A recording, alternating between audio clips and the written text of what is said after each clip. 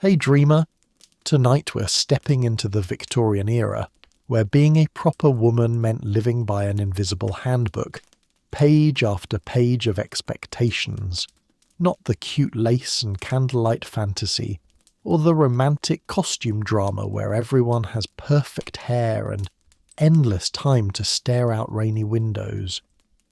I mean the real Victorian experience where your posture is a full-time job, your reputation is made of glass, and your feelings are labelled not appropriate for daylight. So before we button you into a moral corset and hand you a calling card the size of a tiny gilt note, take a second to like this video and subscribe. Feel free to leave a comment telling me where you're listening from and what your favourite history topic is. Medieval castles, the Roman Empire, the history of hygiene. I'm not judging, I'm just quietly taking notes for future videos. Now dim the lights and get comfortable. Let your shoulders drop, let your face soften, and relax, because Victorian women rarely had the luxury of doing any of that without looking improper. Let's pause for a moment. Have you ever wondered what Victorian etiquette actually demanded from women? It wasn't just, be nice. It was, be nice, be quiet, be careful, and ideally be invisible. How do you sit down without flirting with furniture? How do you walk without looking like you have goals? How many rules can a person memorize before she dissolves into a polite mist? And what if you pick the wrong spoon, say the wrong word, laugh at the wrong volume, or worse? Enjoy yourself? Congratulations, you have just woken up in Victorian Britain somewhere around the 1870s. The air smells like coal smoke and starch. Your hair is pinned in a way that feels personal, and you can already sense that society is watching you through the lace curtains. Good luck, and please keep your hands folded. Morning begins long before you feel ready for it. Sunlight slips through heavy curtains. The house is still, and somewhere downstairs a servant is already boiling water, so you can look slightly less like you have been dead for 3 days. You sit up in bed and remember the first rule. Victorian womanhood is a full-time performance, and the show starts as soon as your eyes open. Before anyone sees you, you straighten your nightdress, smooth your hair, and practice a neutral expression in case someone walks in. God sees everything. Your neighbours see almost everything else, and both are believed to keep score. You're not just getting ready for the day. You are preparing your face, your posture, and your soul for inspection by a world that treats your reputation like a glass ornament balanced on the edge of a shelf.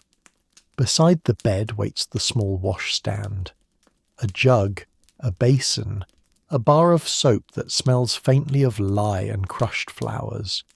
You swing your feet to the floor, feeling the cold boards under your toes, and your mind jumps to how you look. No shuffling, no groaning, no face that admits you slept badly.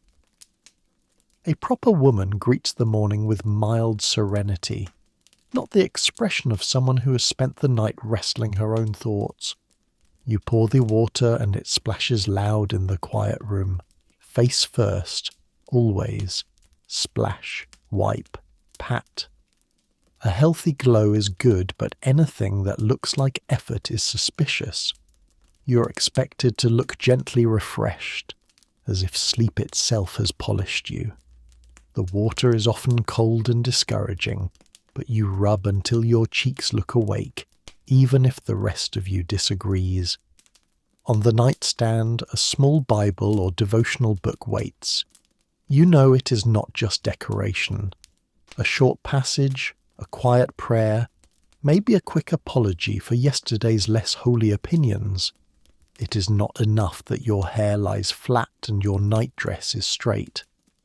Your inner life is supposed to be folded and put away neatly too. Irritation and resentment must be smoothed over before you step outside this room. Then comes the mirror, a slightly warped piece of silvered glass that offers honesty rather than comfort. You lean closer, inspecting dark circles, stray hairs, a frown line that you are fairly sure did not exist last month. You remind yourself that vanity is a sin, then instantly worry that neglect might also be a sin because it could look like laziness. So you hover somewhere in the middle. Care, but not too much. Look nice, but pretend it just happened. A soft knock and the maid enters with hot water. Instantly your performance tightens. Spine straight, voice gentle, no trace of the confused ghost who was here 5 minutes ago. You thank her as if the jug has descended from heaven rather than the kitchen. Even this small moment has rules. You must be kind but not familiar, firm but not sharp. Then hair begins, brushed and arranged into something that suggests modest elegance. The strokes tug at your scalp, but you keep your face calm. All the while, a checklist hums in the background. Be grateful, be composed. Do not dwell on the rude comment from dinner. In a modern morning, you might scroll a phone and assess everyone else. In a Victorian morning, you scroll your own conscience and assess yourself. By this time, you have already passed 3 inspections at once: physical, spiritual, social. Next comes the sacred ritual of dressing, which feels less like getting dressed and more like installing armour. A maid brings in your stays and you brace yourself as if preparing for emotional feedback from your parents.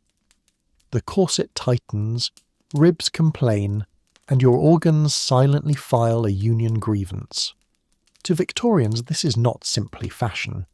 It is character building that also rearranges your entire skeleton. Every layer has meaning. Chemise for modesty, corset for structure and virtue, petticoats for shape, gown for class and respect. By the time you're fully dressed, you're wearing enough fabric to insulate a small shed and cannot bend at the waist without planning it like a military operation. You do not just look respectable. You are physically bolted into it. The process starts with the chemise, that thin, soft layer between your skin and several yards of ambitious fabric. It is not glamorous and never meant to be seen. Its job is simply to stop the corset from biting straight into you. Stockings follow, tugged up and secured with ribbons or garters that always feel slightly too tight, like the day already has opinions about you. You're still in your underthings and somehow already mildly exhausted. Then the stays arrive. They lie across your lap, serious and heavy, smelling faintly of starch and old decisions. You slip your arms through, settle the busk, and your maid begins to lace. You grab the bedpost with both hands. The laces draw in, your waist shrinks, the air feels thicker. You aim for firm, not extreme, the narrow window where you can still breathe well enough to walk, but tight enough that no one accuses you of being careless with your figure. Somewhere in that middle ground lives the approved version of you. No one admits how uncomfortable this is. They call it support, as if respectability comes pre-packaged with bruised ribs. A straight back is good for your health, they say, and good for your morals. Slouching suggests laziness and perhaps loose character, so you accept the squeeze as if virtue itself is being tied into place. If you have ever worn modern shapewear that felt like a very determined elastic band, imagine that, but made of whalebone and reinforced with social judgment. Once the corset is set, the real architecture begins. Petticoats arrive in white layers, each one stepped into, tied and smoothed. One gives warmth, another volume, another prevents your skirt from looking tragic. If fashion demands it, a cage crinoline joins the stack, a light metal frame that turns your lower half into a small, well-behaved planet with its own orbit. You now take up twice as much space as you did when you woke, yet you are still expected to slip through doorways without touching anything. Finally comes the gown, the only part the world is supposed to notice. Buttons march in a neat line, hooks catch, seams settle. The colour has been chosen with care, modest but not dull, refined but not loud. The fabric whispers your place in the hierarchy before you say a single word. Your maid smooths the last crease and steps back. In the mirror you see someone both grand and restricted, wrapped in yards of moral fabric. From now on, every move, from sitting to picking up a dropped glove, must be calculated. Yet as you turn toward the door, you feel a strange flicker of strength. You are fully assembled, bolted into your role, ready to glide out and pretend this was all very simple. Now that you're trussed into your outfit, it is time to remember how a proper woman moves through space, which is to say, as little as possible. Posture is everything. You must sit straight but not stiff, relaxed but never slumped, hands folded in a way that suggests calm piety rather than simmering rage. Your feet stay neatly together, ankles hidden, as if they are classified information. Standing is its own performance. You must not lean, sprawl, or look like gravity applies to you. Even the way you walk is monitored. No stomping, no hurrying, and absolutely no running unless the house is on fire, and even then you should consider a brisk glide. You're a walking moral lesson with a spine made of guilt and whalebone. The corset has already done part of the work for you. It holds you upright like a stern relative who refuses to let you relax. But the rest is on you. From girlhood you have heard the lectures, shoulders back, chin level, no drooping, no leaning on furniture as if your bones are optional. You have seen what happens to those who forget. People murmur, "Such a shame," she slumps, as if poor posture is the gateway crime to complete social collapse. Chairs are not invitations to rest, they are tests. When you sit, you do not fall into them. You lower yourself, arranging skirts and spine, hovering just far enough from the backrest to show that you do not need support from anything as vulgar as wood. Your hands rest in your lap, fingers lightly intertwined. The picture of peace. Inside, your shoulders may be aching. Outside, you look ready to pose for a portrait. There is even a correct angle for your head. Too high, and you look proud. Too low, and you look timid. Somewhere in between lives the expression of quiet, reasonable femininity that everyone expects from you. Your face must match your posture. Calm, pleasant, awake, but never too animated. Most of your amusement happens in your eyes, because laughing too hard can tilt your head back and open your mouth too wide. Walking is its own choreography. You cannot simply stride. You must glide, each step small enough to keep your skirts from swinging wildly, large enough that you do not appear to shuffle. Heels down softly, toes forward, arms close to your sides. Stairs are the advanced move, requiring you to lift your skirts just enough to avoid tripping and still pretend you're not out of breath. In a modern world, you might sprint for a train. Here, you arrive composed and late, because dignity travels at one speed only. Even alone, the habit lingers. You straighten at the window, lift your chin at the mirror, arrange yourself in a chair no one else can see. Years of training have taught your muscles that slouching is a private luxury, and even then slightly suspicious. Your body has become a kind of permanent performance. your backbone a prop in an endless play about self-control. Yet inside the stiffness there is a peculiar kind of power. You have learned how to occupy a room without making noise, how to be noticed without flailing your arms. People register you when you enter, not because you are loud, but because you move like someone who is always on stage. By the time you turn toward the door in search of breakfast, every line of your body has been rehearsed. You're ready to glide downstairs and face the next round of silent judgment. Breakfast arrives and so do the rules. You sit at the table, back straight, napkin in lap, and try to remember the correct way to butter bread without looking greedy or depressed. You may not slouch, speak with your mouth full, or appear too hungry. Women are supposed to be delicate, not shoveling eggs like someone who did not eat enough last night. Knives and forks are held in specific ways, as if you are performing surgery on the bacon. Conversation must be gentle and safe. Eating is not about hunger. It is about proving that you can feed yourself while also feeding the Victorian fantasy that women are graceful even while chewing. The table looks peaceful, almost pretty. White cloth, polished silver, small dishes of jam and butter, but you know it is really a quiet testing ground. Every movement has a correct version.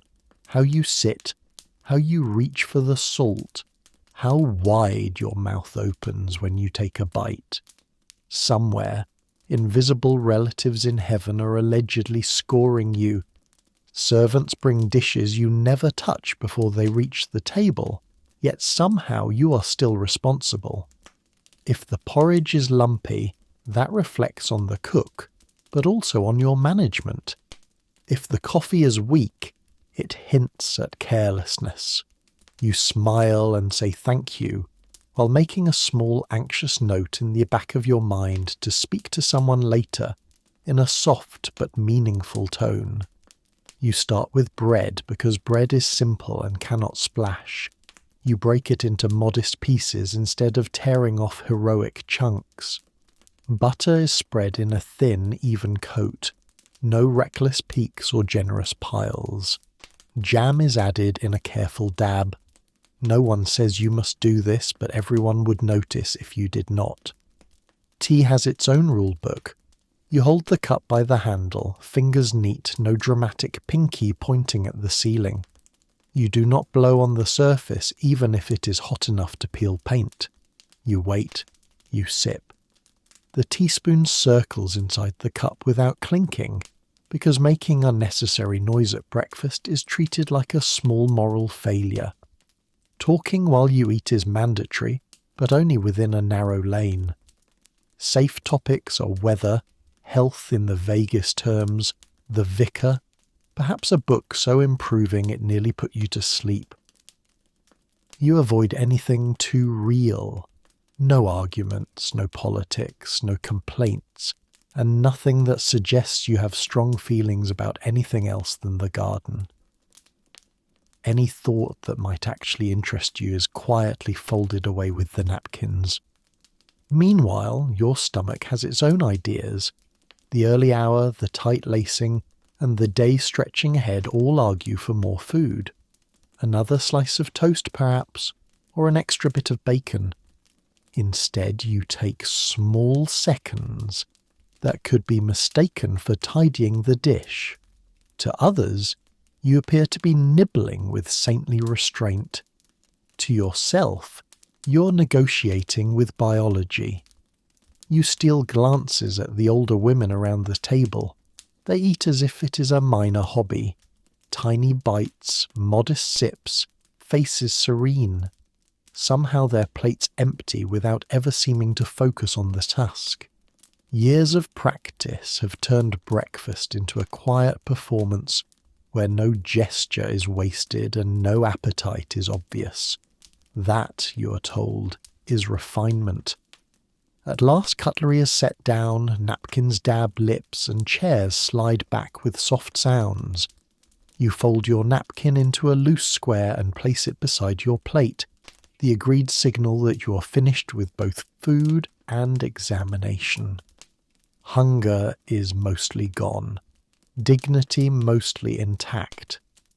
As you rise, your corset reminds you that sitting up straight for an entire meal should count as exercise. You smooth your skirts, arrange your face into its daytime expression of calm usefulness, and leave the dining room. The first performance of the day is complete.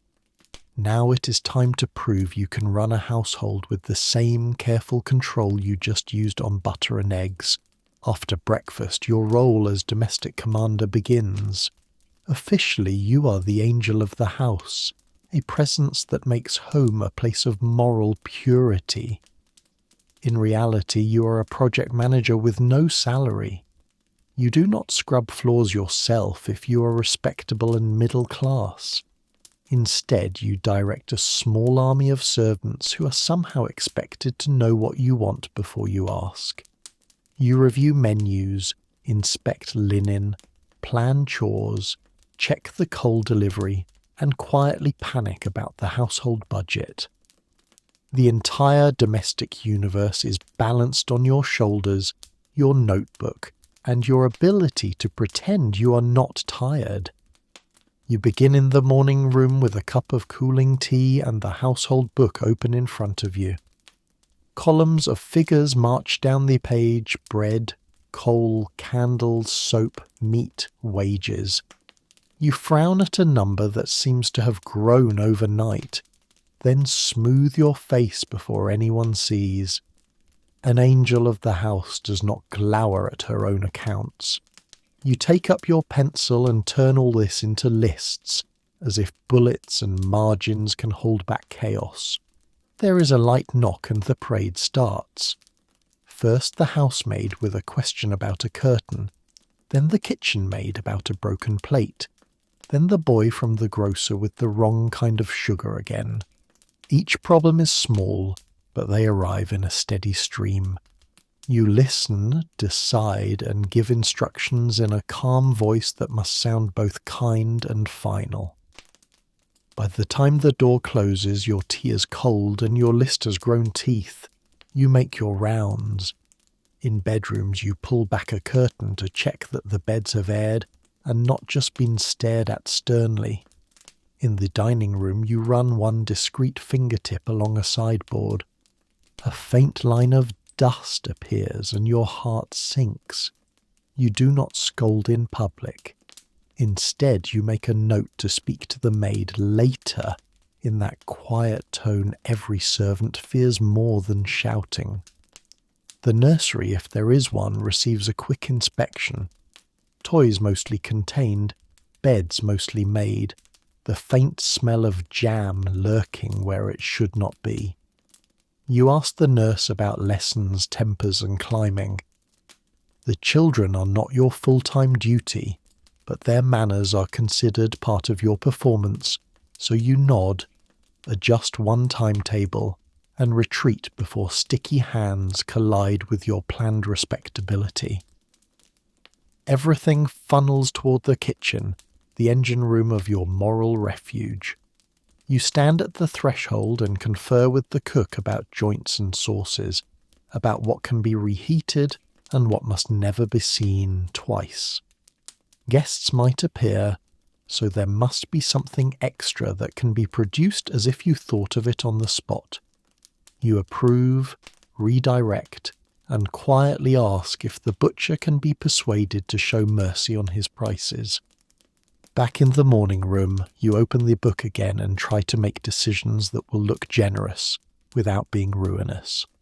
Perhaps fewer flowers, fewer lamps, fewer puddings. You picture your husband reading by dim light and remind yourself he has never once worried about the price of oil. None of this work is meant to be seen. The ideal is that guests walk into a house that appears to run itself, fires laid, table shining, meals on time. By late morning, beds are made, coal scuttles filled, dinner planned, servants buzzing in their orbits. You set your pencil aside and reach for your calling card case, shifting your attention from dust and menus to the other drawing rooms you must now quietly manage. Once the house is in motion, it is time to think about your real battlefield, the drawing rooms of other women. You open your calling card case, which holds stiff little rectangles that carry more weight than some friendships.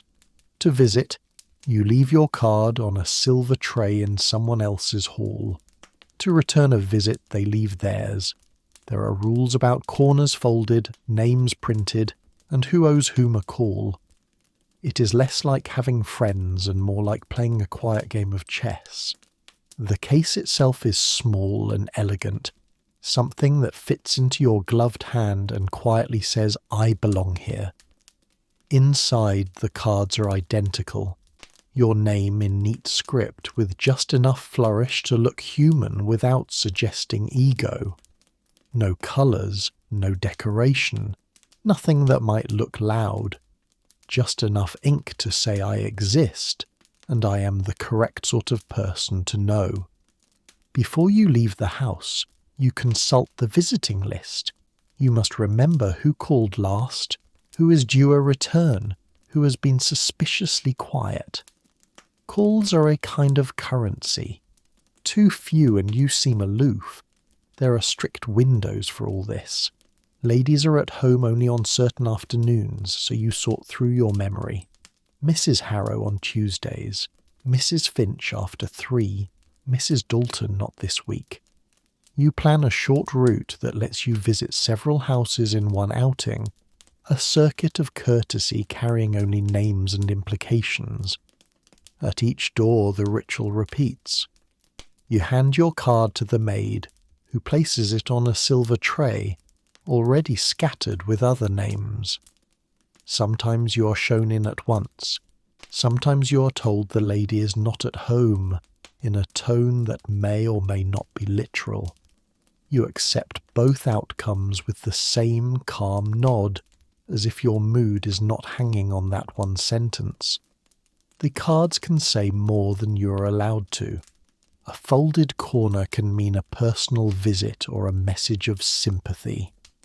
Leaving a card for both husband and wife sends one signal. Leaving only your own sends another. Every mark has a meaning, and you know it may be studied later over tea. In your mind you keep a quiet ledger. Mrs. Harrow owes you a call. You still owe one to the new family in the tall house at the corner. You're watching to see whether Mrs. Finch intends to continue the acquaintance or let it gently fade.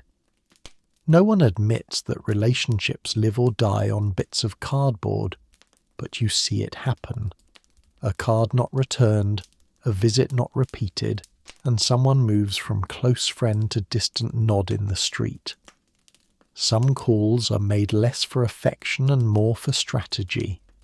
You visit the family with eligible sons, the woman who's rumoured to sway the vicar, the neighbour whose opinion can make or break a new dressmaker. Behind every polite inquiry about health or hydrangeas is the quiet question. Is this connection useful? Is it safe? Is it worth tending? By late morning, a small stack of your cards has vanished into other people's trays, and several new ones wait in your own. You close the visiting list, set the case down, and flex your fingers. The paper game is in motion. Next comes the delicate part, stepping over those thresholds yourself, and arranging your face and posture for the finer art of sitting on someone else's sofa. When you are finally approved to visit, you do not simply pop round. You arrive in full costume with carefully practiced small talk and sit in a drawing room as if you are made of porcelain. The visit must be exactly long enough to seem sincere, but not so long that you look clingy or bored of your own home. You compliment the hostess on her decor, her flowers, her taste in furniture, and quietly ignore the fact that you have both read the same etiquette book and memorized the same compliments. The whole time you're on high alert for any sign that you have misjudged a topic, a joke, or a choice of chair. One wrong move, and you are a story at the next gathering. You hand over your calling card at the door and are led into a hallway full of polished surfaces and judgmental portraits. You stand and wait, motionless, while the maid checks if the lady is home. This is not a guarantee. A hostess may be home in the physical sense and still not be home in the social one. But today, you are lucky. The verdict returns. She will receive you. You are shown into the drawing room where every cushion is a silent trap and every chair has a backstory. You wait for her gesture before sitting, as if selecting a seat might detonate something. You choose the safe chair, not the plush one by the fire or the rickety one too close to a teacup.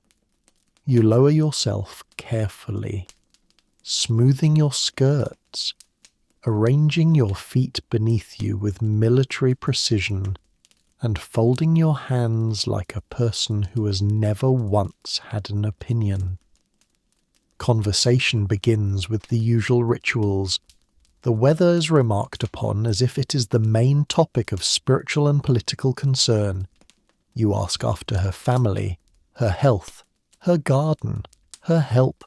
She asks after yours. Compliments are exchanged on wallpaper, ribbon, and general constitution. It is less like a discussion and more like synchronized swimming in slow motion. Silence is the greatest threat. A pause too long can feel like social freefall. So you fill it with mild stories, a promising charity raffle, a recent sermon that was both inspiring and pleasantly vague. Each sentence is weighed in your head before it leaves your mouth. Is it too clever? Too dull? Could it be repeated without its tone? You edit yourself constantly, like someone narrating a memoir while walking a tightrope. Meanwhile, your posture remains on duty. You may not fidget, shift, or let your spine do anything suspicious. No crossing your legs, no leaning back, no sighing, even when your corset has clearly taken a firm stand against your lower ribs. You sip tea with care, pinky in, elbows in, voice low. Even your laughter must be contained to a gentle burst, no louder than a mouse having a private chuckle. Throughout the visit you monitor her tone, a subtle shift when you mention a name, a quiet pause after you mention Mrs. Finch. You file it away. The drawing room is where alliances are managed, not announced. And you're not here just to pass the time. You are here to confirm your place in the invisible social structure that hovers above the cake stand. After precisely 15 to 20 minutes you feel the signal. A glance toward the clock, a softening of tone, the tiniest shift in her gaze. Time to go. You rise with grace. Thank her for the pleasure. Assure her that everything was lovely. And make your exit with the exact expression of someone who has not once felt their feet go numb. Back in your carriage you finally exhale. Your face softens. You replay every word in your head. Did you speak too much about the bazaar? Was your laugh too quick? The answer will come soon enough, in the form of a returned card, or a silence. It's afternoon. That means afternoon tea. It is a whole social ritual. On the surface it looks peaceful. A table of dainty cups, thin sandwiches, little cakes with more icing than a structural stability. Underneath, it is a full-scale social performance.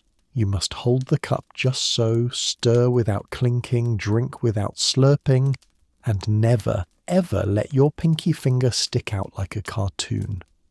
You laugh in soft little bursts, never loudly, and always at the right moment.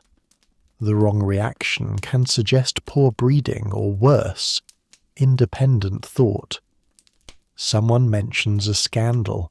You look mildly interested but not thrilled. Someone else mentions a charity project and you look touched. Tea is not about caffeine. It is about showing that you can survive an hour of tight lacing, small talk and cake crumbs without having a visible breakdown. You arrive already tired from the morning's visits, but tea does not allow for fatigue. Your gloves are off, your hat is still on, and you take your seat at the lace-covered table like you're about to be interviewed by polite society itself. There is no menu. The offerings are fixed and familiar. Cucumber sandwiches cut into mathematical precision. Biscuits that look festive and taste like obligation. A cake that is both damp and dry. A paradox only achieved through centuries of practice. Someone hands you your cup and you accept it with the seriousness of a sacred object. Milk first or tea first depends on the household and the company, and choosing wrong may not start a war, but it could end a friendship. You stir without touching the sides. You sip without slurping. You do not blow on it, even if it is hotter than the centre of the earth. You simply wait, like a lady, like a martyr, like someone who knows reputation burns longer than skin. Conversation follows the same quiet choreography. You nod at the right stories, you smile at the right jokes. When a name is dropped into the mix with a suspicious tone, you keep your expression neutral but alive, like someone hearing about a mild thunderstorm in the next county. When a young lady's engagement is discussed with too much excitement, you are cautiously delighted, but never smug. You are not just participating. You are being watched for signs of envy, vanity, or concealed triumph. A plate of little cakes appears and you take only one, even if you could eat 5. It is not about appetite, it is about restraint. You hold the fork like it is evidence in a courtroom. You chew like someone afraid of becoming folklore. And when crumbs fall into your lap, you pretend not to notice until you can brush them away with the privacy of death. The hostess shares a story about her latest committee meeting, and someone else counters with a tale about her maid forgetting to polish the silver. It is unclear whether these are complaints or subtle competitions.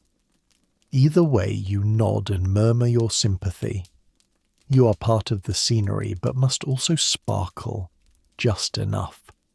Like a lamp no one turns on, but still expects to glow. Time drips by, measured in teaspoons and cautious laughter. You are hyper-aware of every gesture. Elbows in, chin gently lifted, smile in place. You must appear endlessly pleasant while balancing social strategy and pastry. The true marvel is that no one screams. Everyone is just silently bracing for judgment while buttering scones like diplomats at a summit. Eventually someone stands. That is the signal. You thank the hostess, compliment her service, her choice of jam. You glide out of the room as if tea had simply refreshed you, rather than drained your entire soul through a lace tablecloth. And as you leave, you remember the golden rule. Afternoon tea is not about nourishment. It is about survival, with sugar on top. In Victorian society, speaking is never just speaking. Conversation is an exam that never ends. You are expected to be pleasant, informed, and modest all at once. You may express opinions, but they must be soft opinions, like a pillow. Nothing sharp, nothing controversial, nothing that suggests you have read too much or thought too deeply. Too little knowledge and you seem dull. Too much and you risk being labelled unfeminine or worse, clever. You learn to ask questions instead, to reflect conversation back like a social mirror. Men may hold forth on politics, science, and the latest scandal in Parliament. You nod, smile, and ration your own comments like contraband. Words become intricate little dances where you're always careful not to step on any toes, especially your own. You're expected to be charming without being bold, lively without being loud, and intelligent without looking like you enjoy it. Conversation is not for expressing your inner world. It is for carefully arranging the outer one. The tone is everything. Too animated and you seem unstable. Too quiet and you disappear. Your goal is to sound like a well-read breeze. Most of your phrases begin with "indeed," or "how very interesting," or "what a curious thing." These are neutral openers that allow you to gently agree or not agree without actually planting a flag in anything. If someone says something foolish, you do not correct them. You tilt your head slightly and say, "Is that so?" and let the silence do the editing. At a dinner party or afternoon gathering, the conversation is often guided by the men who enjoy the luxury of full opinions. They argue about politics, taxes, and foreign policy with the authority of people who believe their thoughts are both original and necessary. You nod along. If invited to speak, you offer something mild and clever, perhaps a quote from a well-behaved poet or a vague historical reference. You do not debate. You contribute gently, like someone placing a ribbon on a shelf of cannonballs. There are invisible fences around every subject. You can speak of literature, but not too passionate. You can mention science, but only the non-threatening parts. Natural wonders, not laboratory results. Never anatomy, never medicine. You can praise art, music, the beauty of flowers, the nobility of sacrifice, the virtue of a well-timed rainstorm, anything that stirs the soul but not the pot. Your real skill is deflection. When someone asks your thoughts on a current event, you quickly pass it back. "Oh, I've heard so many different opinions. What is yours?" You let others take the stage, then applaud politely from the wings. This is not cowardice. This is survival. Sometimes, when the conversation turns to another woman's misstep, you are careful not to smile too wide or frown too deeply. The wrong reaction can be noted, remembered, and misinterpreted. If someone compliments your dress, you demur. If they praise your mind, you redirect. A compliment is a test. You must not fail by enjoying it too obviously. And yet within the rules, a clever woman can weave wonders. A sharp observation disguised as a gentle anecdote, a biting truth wrapped in soft amusement. If you are very skilled, you can say something subversive and have it applauded as wit. You become a kind of conversational locksmith, turning delicate phrases to open heavy doors. As the afternoon slips into early evening and the parlour grows quieter, you realize how exhausting it is to speak without really speaking. Every word weighed, every gesture measured. But you smile, smooth your skirt, and offer one last thoughtful remark that sounds light and means more. Because in Victorian society your voice is not just a sound, it is a performance of who you are allowed to be. If you are unmarried, you are rarely alone. Instead, you move through the world with a chaperone, usually an older relative who functions as a walking security system and social witness. Her job is to make sure you are never compromised, which means no walks with men alone, no dramatic talks in quiet corners, and no fun that cannot be seen by at least one respectable adult. At balls, she sits in a chair along the wall like a very alert houseplant, watching every partner you dance with. On walks, she is the third wheel in every conversation. You might imagine Victorian romance as candlelit intimacy. In reality, it is trying to fall in love while your aunt sits 3 feet away pretending to read, and absolutely hearing every word. The chaperone is not optional. She's part of the costume of virtue. Without her, you are a risk. With her, you're at least theoretically shielded from scandal, temptation, and anything resembling a good time. She knows the rules because she lived through them. She's the memory of society's expectations wrapped in shawls and quiet judgment. When you're invited to a picnic or garden party, she comes too. She does not sit with you. She hovers. Not obviously. That would be vulgar. But always near enough that if a gentleman offers you a scone with too much eye contact, she can clear her throat and ruin the moment. If you laugh too long at someone's joke, she looks up from her knitting, not to scold, just to remind you that joy has limits. At dances, her powers intensify. Every partner must be approved, every waltz monitored. She keeps a mental tally of how many times you've danced with each man, what kind of man, whether he was too enthusiastic, whether your smile lingered a half-second too long. If anything looks too promising, she gently pulls you aside to freshen your drink or comment on the wallpaper. Code for break the spell and reset your reputation. If you meet a suitor in the garden, she appears on the path a few minutes later purely by coincidence, just in time to escort you both back to the party. If he writes you a letter, she reads it with you. If you write him back, she helps revise it until it says everything and absolutely nothing at the same time. You cannot roll your eyes. You cannot say she's old-fashioned or overbearing. That would suggest rebellion. Instead, you smile and say how lucky you are to have such a devoted companion. You pretend she's a comfort while she stands guard over your every conversation like a polite bouncer for your virtue. And yet you learn to work with her. You time your glances carefully. You speak in code. A compliment about a gentleman's boots is really about his character. Asking about someone's dog is a low-risk way of hinting at interest. You become fluent in subtext, trained by years of supervision to make each sentence mean 3 things and confess nothing. She may not stop you from falling in love, but she will definitely make it feel like a covert operation.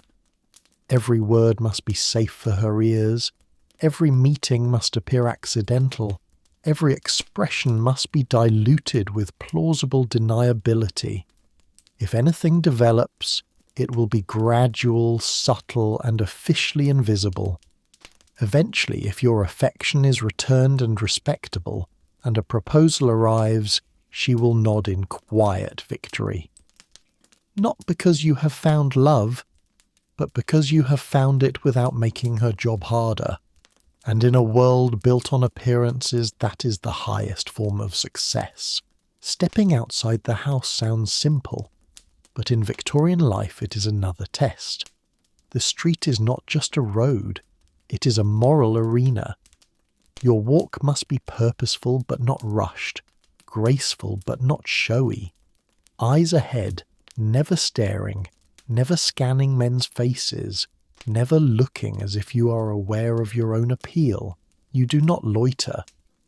Respectable women do not hang about. If someone greets you, you nod politely. If a stranger speaks to you, you ignore them, since responding could damage your reputation. Even your route matters. Certain streets and certain places are considered risky. Others are considered safe. You move through the city as if you were under a glass dome, aware that every step might be quietly recorded in the mental notebooks of half the people who see you. You walk in the daylight, not too early, not too late, and certainly not alone unless it is a short and utterly unremarkable distance. The ideal walk is a stroll with a female companion, somewhere near hedges, flower beds, or churches. Preferably somewhere you might be seen by someone you know. Being seen, after all, is part of the performance. It means you are real and reliable, not mysterious, not too free, but not too hidden either. A good woman should always be visible enough to be monitored, but never so visible as to be talked about. Your gloves are on, your parasol is ready, your hat is secured with enough pins to discourage sudden opinions. You are not simply out for air. You're a walking essay on moral stability, good breeding, and upper arm strength. You nod to acquaintances but never cross the street to greet them. You do not break stride unless it is for a child, a clergyman, or an injured animal. Even then, the pause must look elegant, and you must always be ready to ignore catcalls, whistles, unsolicited remarks from men leaning against railings pretending to be part of the scenery. These are tests. Your silence is your armor. You pretend not to hear, not to notice, not to exist as anything but a silhouette of virtue. To respond would be to admit that such comments are aimed at you and that you registered them. That would be dangerous. That would mean you were involved. Even small errands come with unspoken rules. A trip to the dressmaker is safe. A visit to the apothecary is fine, provided you are not seen buying anything embarrassing, like stomach remedies or worse, personal ointments. A bookstore is acceptable if the books are suitably dull, but a theatre entrance in broad daylight, that could raise eyebrows, even if you are going for tickets to a respectable show about a bishop's daughter who learns humility through hardship. And you must always come home looking exactly as composed as when you left. Mud on your hem suggests carelessness. A flushed face suggests exertion. A torn glove or crooked hat suggests you have been up to something. Even if you only tripped on a paving stone or turned your ankle on a cobblestone, you must smile serenely and explain nothing. The sidewalk does not excuse chaos. Returning home, you sigh with relief behind a closed door, not because anything happened, but because nothing did. No unexpected encounters, no rumours to chase, no impressions to manage. A successful walk in Victorian society is one where you arrive back exactly as you left, carrying only a stronger understanding of how public life is simply private judgment, stretched out across the length of a street. On Sunday, your world shrinks to the size of your parish church. This is where you display your faith, your wardrobe, and your family all at once. You dress carefully, modestly, but still nicely enough to show God that you respect him. You sit in the family pew, hands folded, eyes lowered when needed, mouth ready to sing hymns without shouting. The sermon is about virtue, duty, and the dangers of vanity, which you listen to while also noticing who just bought a new bonnet. Afterwards, there is a slow shuffle at the church door where everyone greets everyone else and silently weighs who was late, who was missing, and whose daughter looked a little too pleased to see the organist.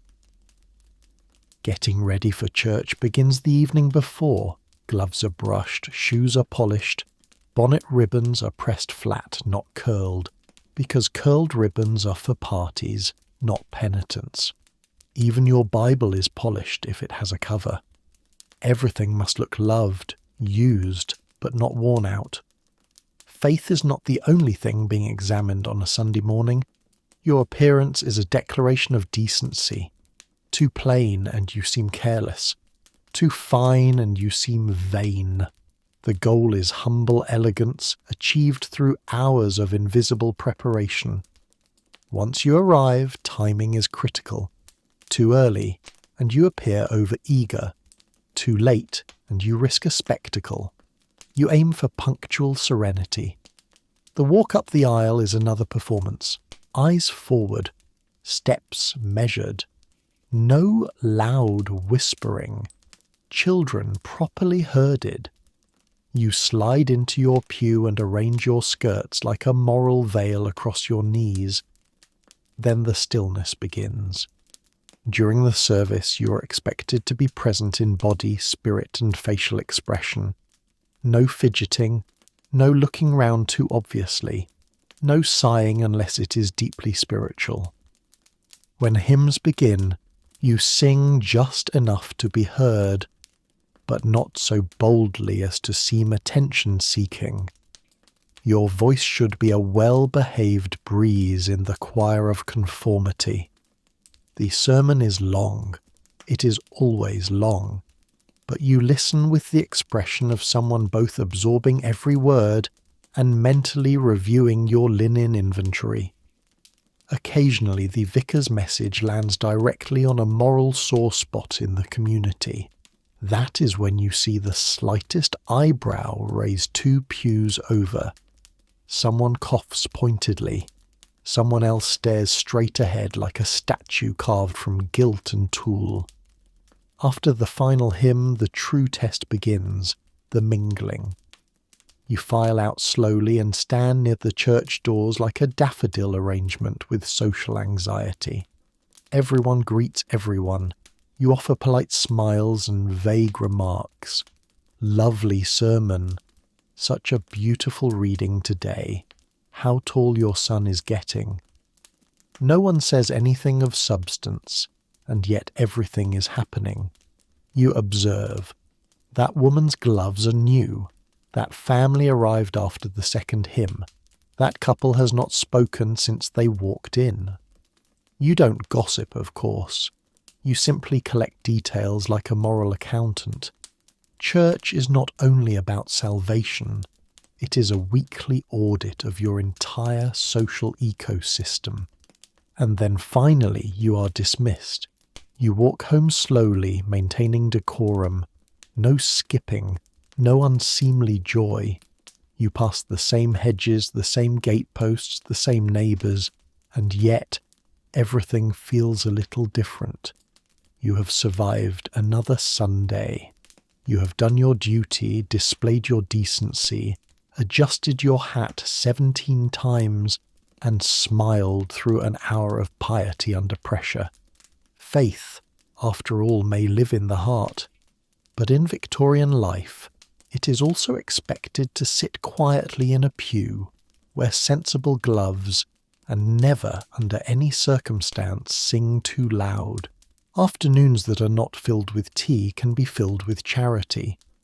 Victorian society expects respectable women to care for the poor, but politely and at a safe distance. You might sew for a charity bazaar, visit the sick with a friend, or help organise donations for the needy. These acts are sincerely meant but also carefully supervised. You must be kind but firm, caring but never too familiar. The poor are people, yes, but they are also a moral project that helps prove your own goodness. You are trained to show compassion outwards and restraint inwards.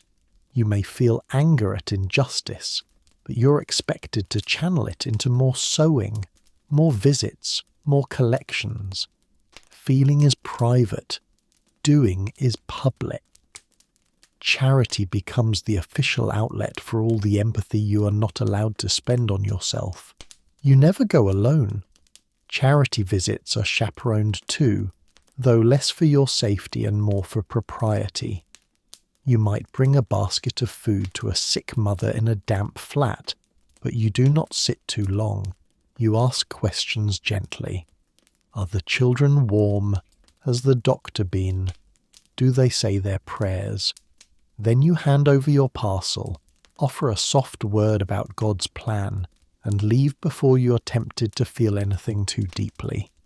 Every gesture is recorded, not in writing, but in the collective memory of your social peers. How many blankets did you donate? How many raffle tickets did you sell? How efficiently did you organise the parish fundraiser?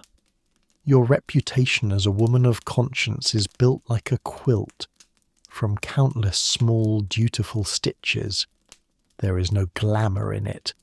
only the quiet satisfaction of knowing your goodness is visible, but not flashy. Altruism must be tastefully understated. There is a script to follow. You do not ask invasive questions. You do not pry. You are not here to solve systemic poverty. You are here to soften it with a bow on top. A properly charitable woman is like a scented handkerchief pressed gently to a wound she cannot clean. You offer sympathy, some bread, a jar of jam, a reminder to be grateful for blessings, and you move on. Occasionally you encounter someone who speaks bluntly, a mother who says the coal allotment is not enough, a man who mutters that sermons do not heat the room. These moments are difficult. You respond with a well-rehearsed line about Christian duty and personal responsibility. Later, you repeat the conversation to a friend over tea with a furrowed brow and a generous sigh. Then suggest an extra blanket for the family. It is how the emotional weight gets repackaged into moral productivity. You are praised for your service. Your name appears in a discreet mention in the parish circular. Mrs. So-and-so coordinated the soup kitchen roster again. The vicar thanks you publicly, nodding with warm approval. These are the rewards. You have upheld your place in society and done good without making a fuss.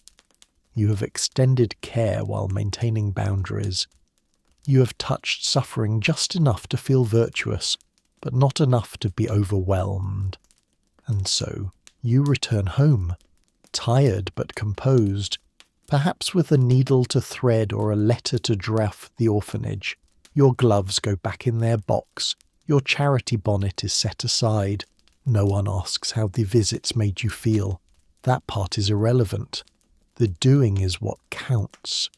The feeling is yours to process privately, sometime later, possibly never. Because in your world, compassion is never wasted. It is simply redirected, folded into neat actions, stitched into public roles, and stored like linen in a chest-marked duty. When you finally get a quiet moment, you might reach for a book. But even here, the rulebook follows you. Not all reading is considered safe for women.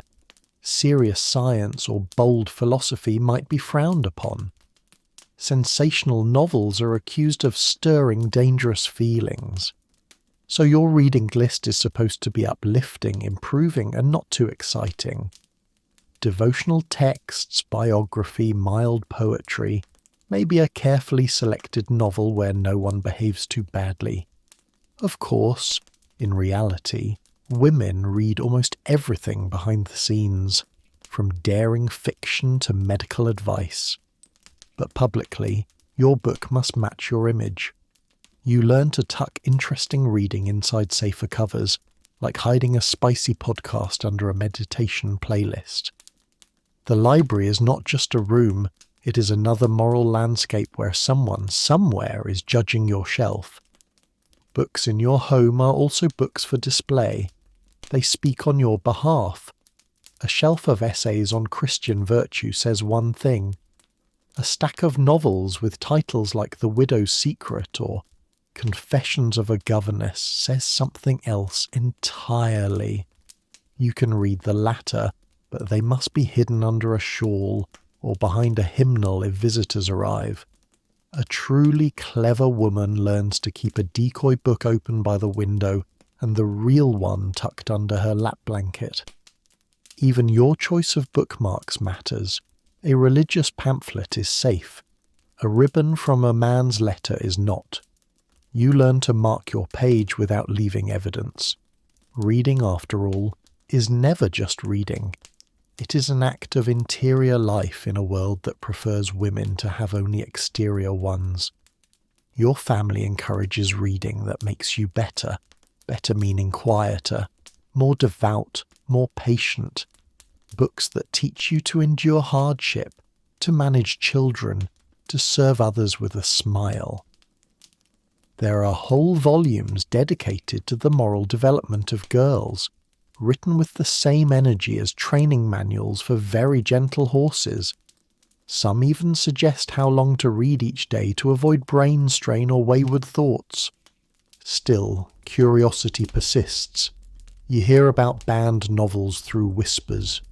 Someone's cousin lent them a story with kissing on the second page. Someone else found a medical book that mentioned female anatomy without swooning. The thrill of reading something disapproved of is both intellectual and social. Not only are you learning, but you are doing it dangerously in the privacy of your sitting room with a teacup as cover. When you visit others, their shelves become part of the tour. You notice titles.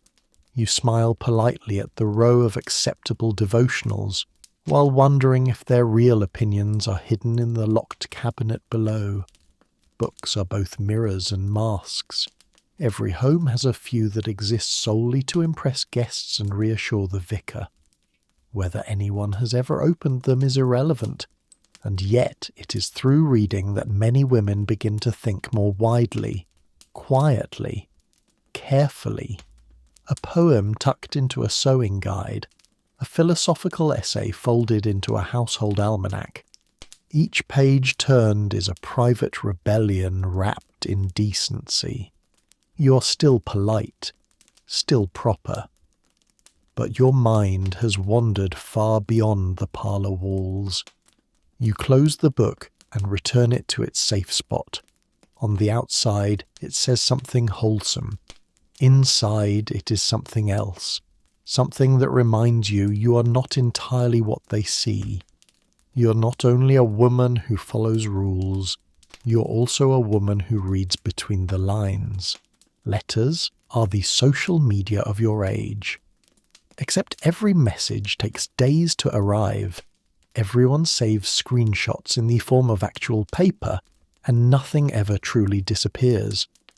When you write, you think about the reader, their class, their mood, and their future judgment. You choose words carefully, avoiding anything that could be misread if someone else opens the letter, which they often do. Feelings are encoded in polite phrases, little flourishes, and the number of lines you devote to a subject. A tiny extra loop of script where you sign your name might say what you cannot. You pour yourself into ink, then spend the rest of the week wondering if you went too far or not far enough. Letters are how you stay connected. They are also a permanent archive of every sentence you wish you could edit later. The paper is chosen with care, not too fine, which looks like you are showing off, not too cheap, which looks like you are struggling. The pen is dipped, the blotter ready. You begin with the appropriate greeting. My dear Miss Gray, if she is older. Dearest Clara, if she's a friend.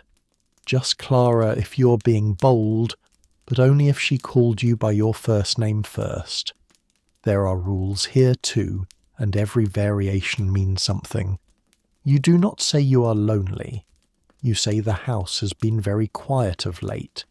You do not say you are furious with your cousin. You say she has been somewhat changed in manner. If you're in love, you write around it like a dog circling a sleeping cat. You mention the weather during your last walk, the colour of a certain ribbon, the unexpected presence of Mr. F so early in the garden. You let the silence between sentences do the heavy lifting. Once written, the letter is folded neatly and sealed. Sealing wax can be decorative, but not too decorative. Red is formal, black is mourning, gold is suspicious. This stamp must be placed correctly. Upside down, it might suggest romantic intent. Sideways might signal protest. The mail is a subtle battlefield of symbols, and you do not want to start a war by accident. And then the waiting begins. You post the letter and check the hallway every day as if watching the street will make the reply come faster. When it finally arrives, You read it once quickly, then again slowly, passing every phrase. What did she mean by that sentence? Why did she mention Mr. L but not the church bazaar? Why the sudden interest in embroidery? Was that a compliment or a warning? You keep the letter in a box tied with others. Some are from friends, some from family, a few from people you miss so badly that their handwriting alone makes you blink hard and turn away for a moment. These are not just notes. They are stitched pieces of your emotional life. They say what could not be said out loud. They carry the weight of timing, of distance, of the version of yourself you crafted carefully on paper. Sometimes, when no one is looking, you reread one. You scan your own sentences and feel the echo of a mood long past. You see what you were trying to say and what you were too careful to admit. You imagine how it sounded in the other person's sitting room, read aloud or quietly under a lamp. You wonder if they smiled. Then you tie the ribbon back, close the box and sit in stillness. You have written yourself into someone else's day. You have spoken without speaking. And once again, you have managed to say everything while technically saying nothing at all. When romance enters the picture, it does not arrive alone. It comes with parents, chaperones, neighbours, and an invisible crowd of moral commentators. You cannot simply like someone. You must like them within the approved format. Chance meetings are suspicious. Introductions through family are safe. Every look, every word, every offered hand in a dance is loaded with meaning. He calls, you respond. Slowly, very slowly. Because eagerness is dangerous. You're supposed to be modest, reserved, and somehow also open to marriage while never giving the impression that you want it too much.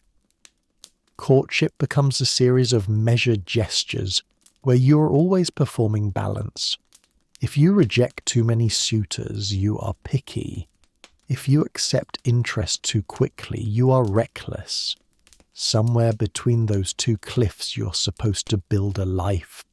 You might see him at a dinner. He bows. You curtsy. He compliments the roast beef. You smile. You are not allowed to say you noticed the way he looks at you, or that he asked for the seat beside you 2 dinners in a row. Instead, you talk about the weather. He mentions the view. This counts as flirting. The entire relationship develops in polite metaphors, usually within earshot of an older relative who is pretending not to listen but absolutely is. You do not write to him. He writes to your father. Then your father gives permission. Then he might send a note through your aunt. Then you may reply, carefully, with supervision, and with the understanding that your letter may be passed around like a rare coin. One misstep and you are labelled too forward, or worse, too available. A walk together is not just a walk, it is an event. The chaperone follows at a respectful but audible distance, sometimes coughing helpfully to remind you she's still alive. Conversation must be quiet, restrained, and mostly about general topics. If he compliments your eyes, you pretend not to hear. If he says he admires your character, you pretend to be surprised. You're trying to show that you're interesting but not bold, beautiful but unaware, clever but not intimidating. You are a one-woman tightrope act, in full skirts and buttoned gloves. Every gesture is an audition, how he helps you into a carriage, how you respond to his stories, how your families feel about his land, his income, his uncles, his prospects. Love may be involved, but not at the beginning. At the beginning, it is more like a complicated game of chess where half the pieces are feelings and the other half are expectations. If he sends flowers, you must not act too pleased. If he forgets, you must not act too offended. If he stumbles over a compliment, you help him save face. If you stumble, you pretend you meant to. Nothing is spontaneous. Nothing is simple. Courtship is a long, slow, carefully controlled descent into mutual affection, or at least mutual approval. If it goes well, it ends with an engagement. If it does not, it ends with you politely pretending it never happened and the neighbours talking about it for a month. You go home after a successful interaction and analyse every word. Did he seem sincere? Did your aunt nod with approval? Did anyone else notice? And most importantly, do you like him? You think so? Probably. But liking someone is not the question. The real question is whether the entire system will allow you to. If things progress, the announcement of an engagement is not just about the two of you. It is about families, fortunes, and the quiet roar of public opinion. Once engaged, you're allowed a tiny bit more closeness, but still under watch. You might walk together in the garden, sit slightly nearer in the drawing room, or exchange more frequent letters. Everyone inspects your match. Is he respectable? Is he solvent? Is he kind enough? Will you live in comfort or in quiet dread? People say congratulations, but some of them are also mentally calculating dowries, inheritance, and status.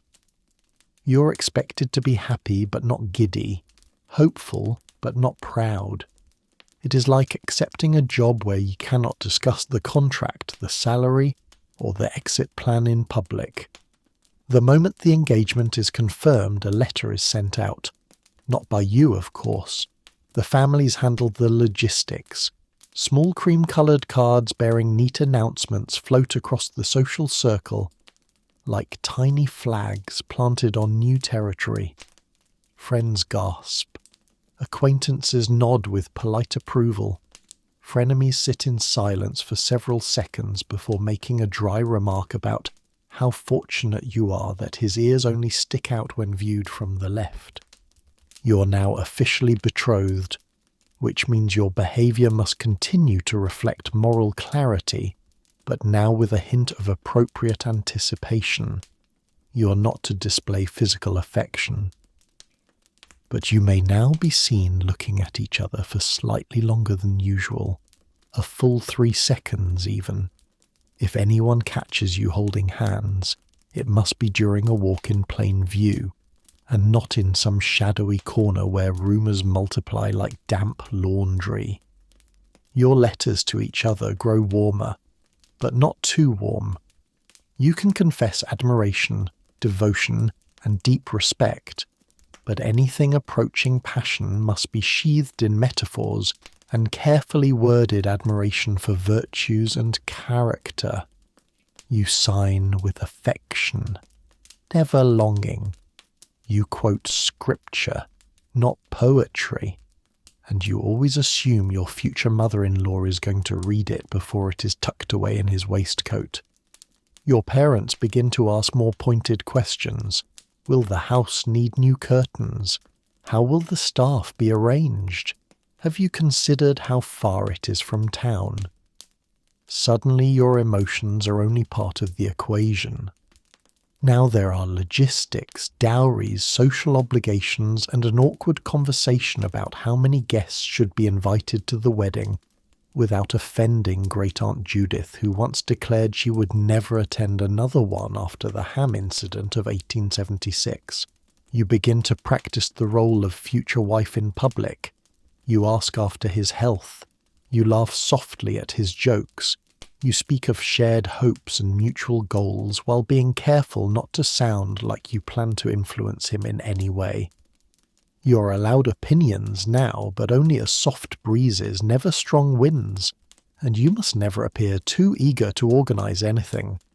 Organising implies control, and control, in the Victorian script, is something you are meant to relinquish entirely, while still being responsible for everything that happens in your future household. You receive new glances from married women. Some are sympathetic, some are competitive. A few carry a look of gentle warning, as if to say, enjoy the pedestal while you're still on it. Because soon enough, the pedestal becomes a platform for managing servants, bearing children, and answering letters from in-laws with opinions about your curtains. Still, when you catch his eye from across the room and he smiles, there is a flicker of something sincere, something real. And for a brief moment you believe that perhaps beneath the velvet and ceremony and expectation, there might be something like love, something entirely your own. Once you are married, the moral spotlight does not dim, it simply changes angle.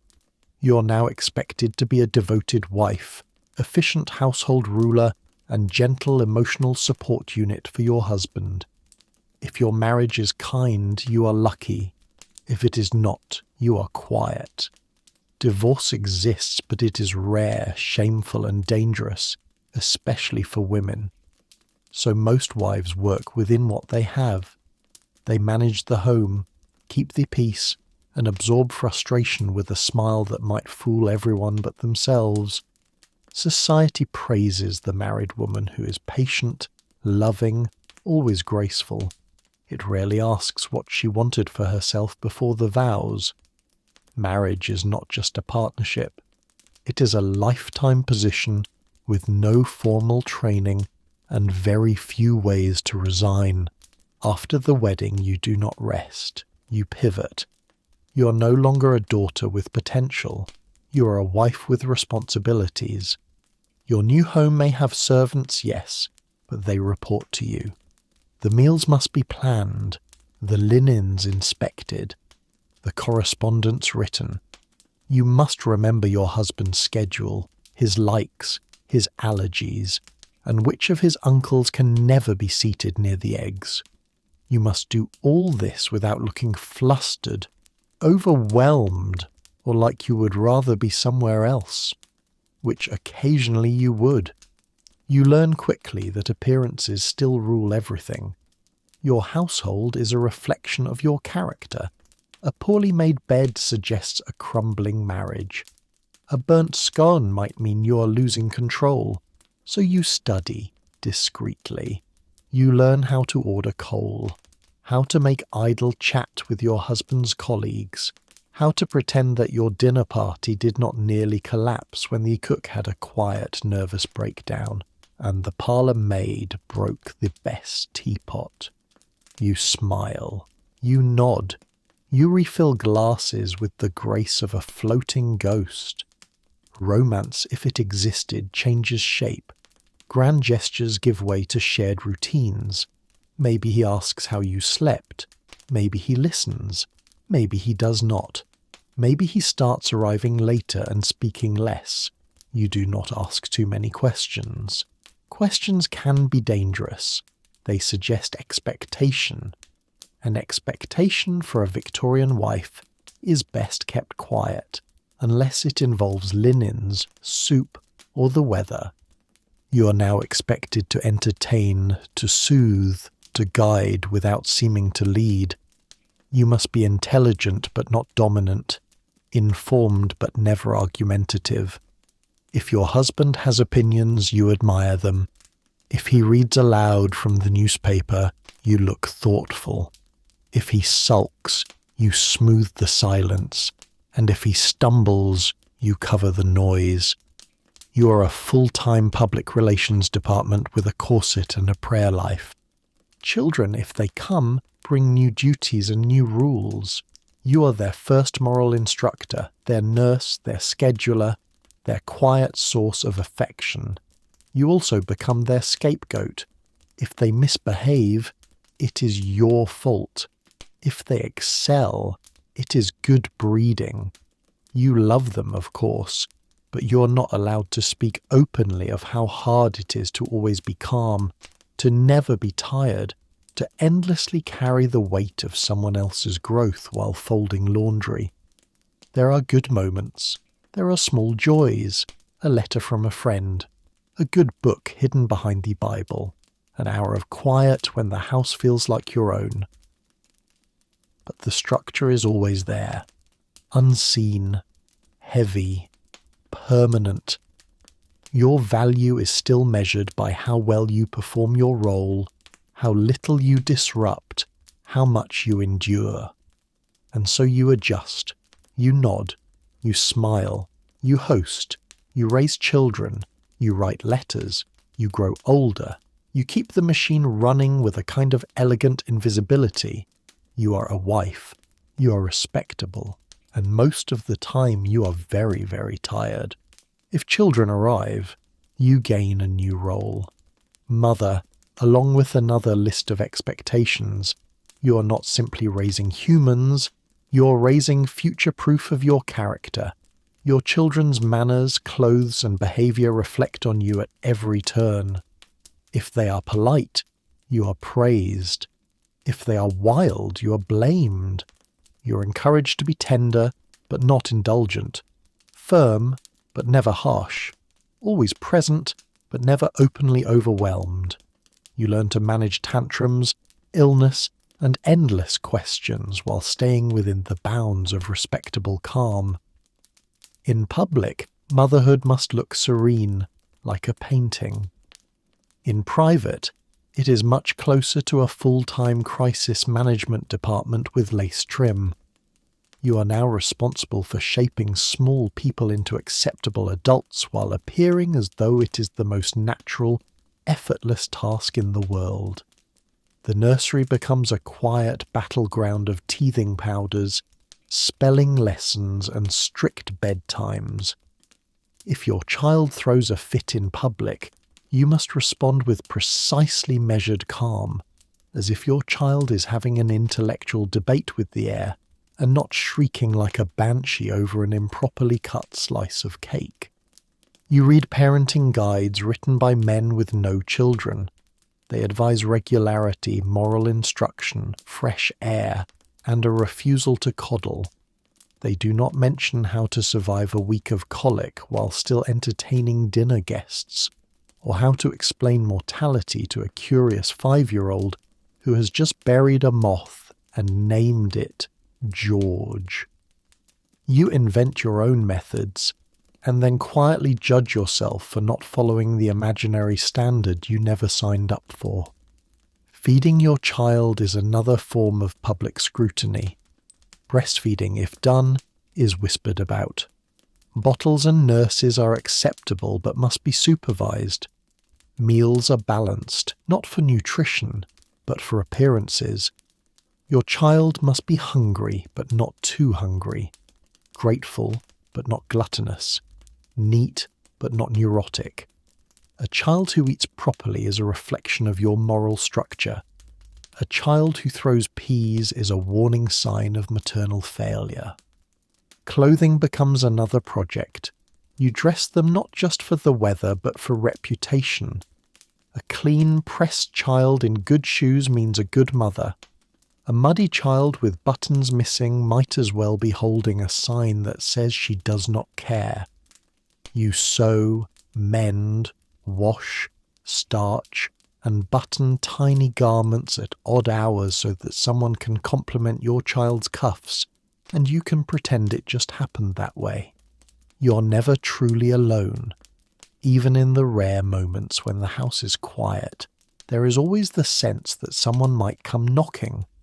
A neighbour, a relation, a governess with concerns. You must be ready to speak calmly about early reading habits and dietary fibre while standing in a hallway littered with marbles and gilt. Your mind runs 3 conversations ahead. You remember birthdays, misbehaviours, and who needs new socks. There are joys, of course there are joys. Small hands in yours, a drowsy head on your shoulder, a drawing of a cow that looks nothing like a cow, but is presented with solemn pride. You collect these moments like tiny medals to pin inside your heart. But you also collect exhaustion, worry, and the constant low hum of never doing quite enough. Being a Victorian mother means smiling through doubt, It means presenting a tidy version of chaos to a society that is ready to blame you for anything that spills outside the lines. You do not just raise your children, you raise the illusion that you're managing it gracefully, and some days that might be the hardest performance of all. If your family has servants, you live in a house where people work for you while also knowing far more about your daily life than any of your guests.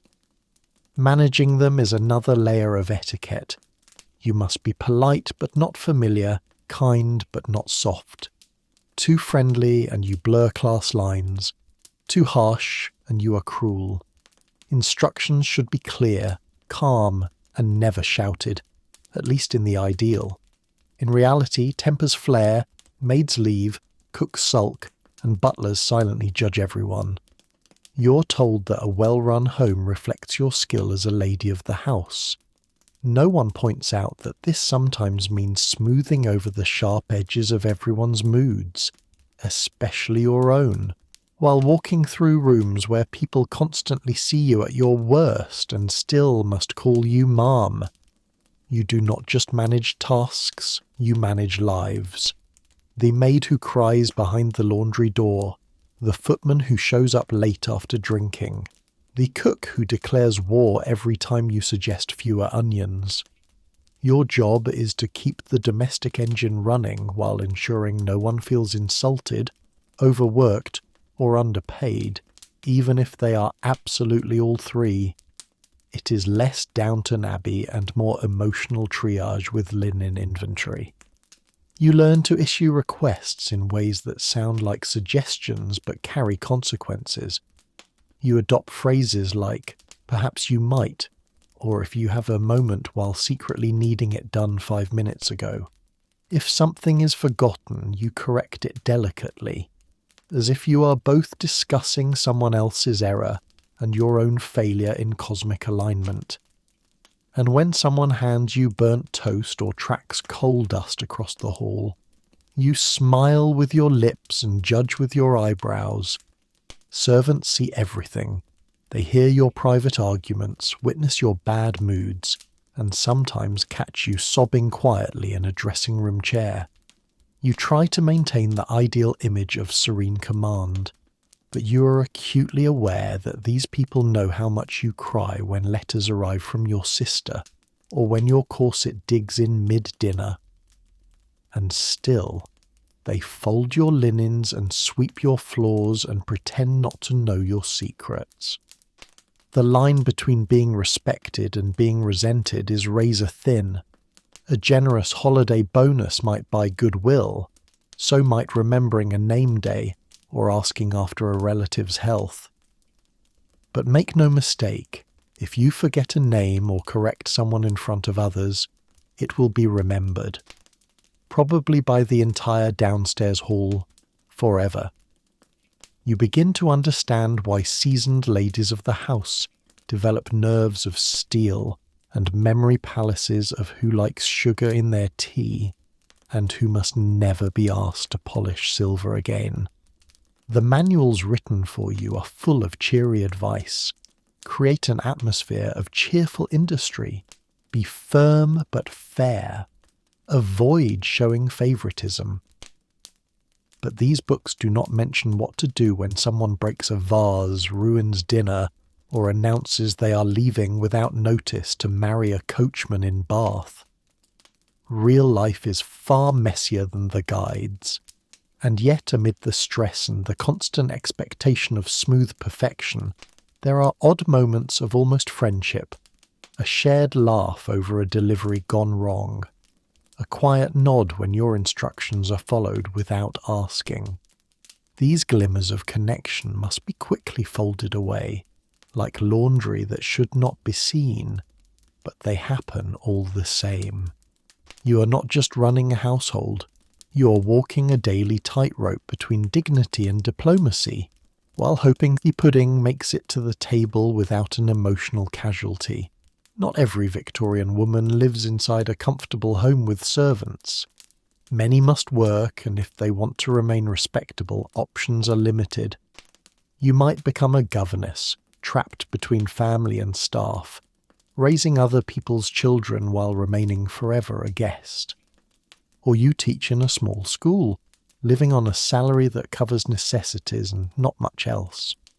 Work offers a taste of independence, but also isolation. Governesses eat alone, teachers bored with strangers. Society praises your sacrifice, but also quietly reminds you that this is second best. Marriage is still considered the ideal. You learn to carry your dignity like armour, to be ladylike in rooms where no one truly lets you belong, and to find your own small joys in the margins of everyone else's story. Becoming a governess is often a polite way of falling through the cracks. Perhaps your father passed away or your family fortunes collapsed. You do not have enough money to stay idle, but too much class to take in laundry. So you find a post with a respectable household and begin the slow, quiet process of disappearing into the wallpaper. You teach Latin verbs at 9, supervise embroidery at 11, and take your lonely tea in the schoolroom while the family dines downstairs. You are not quite staff and not quite family. You dress simply, not showily, but with enough care to signal refinement. You attend outings but rarely speak much during them. The children may adore you or torment you, depending on their mood. Their parents refer to you in the third person, even when you are in the room. You are always there, but never truly seen, like a ghost with a timetable. If you teach in a school, your days are even longer. You wake early, help with lessons all morning, and mark exercises into the evening. Your living arrangements might be modest at best. A rented room with thin walls and a window that sticks. A landlady who disapproves of your shoes. A fellow boarder who plays the violin badly. You eat quickly, you sleep lightly, and you dream mostly of silence. Still, there is something quietly powerful about earning your own money, even if it is not much. You can buy your own books, send money home, or save up for a new shawl. It might take 6 months. You do not live richly, but you live on your own terms. That is more freedom than many women get. You walk to work with your head held high, even if your shoes are damp and your umbrella leaks. Other people rarely ask what you want for your future. They assume you're waiting for a proposal, or that you once had one and lost it. They imagine your independence as a temporary condition rather than a life. They call you brave or unfortunate depending on their mood. They admire your work but never envy your hours, so you learn to claim small pleasures. A quiet afternoon where no one interrupts your reading. A child who remembers a lesson and smiles. A letter from a friend that does not ask when you will marry. You develop resilience in layers, like the dresses you cannot afford but still admire in shop windows. You're not a failure of the system. You're what happens when the system forgets to plan for women who want something more than survival or someone else's approval. You're both invisible and essential. And you learn to live in that space with grace, even if no one ever quite thanks you for it. Your clothes are more than fabric. They are moral messaging. Necklines must be high enough, sleeves long enough, skirts full enough.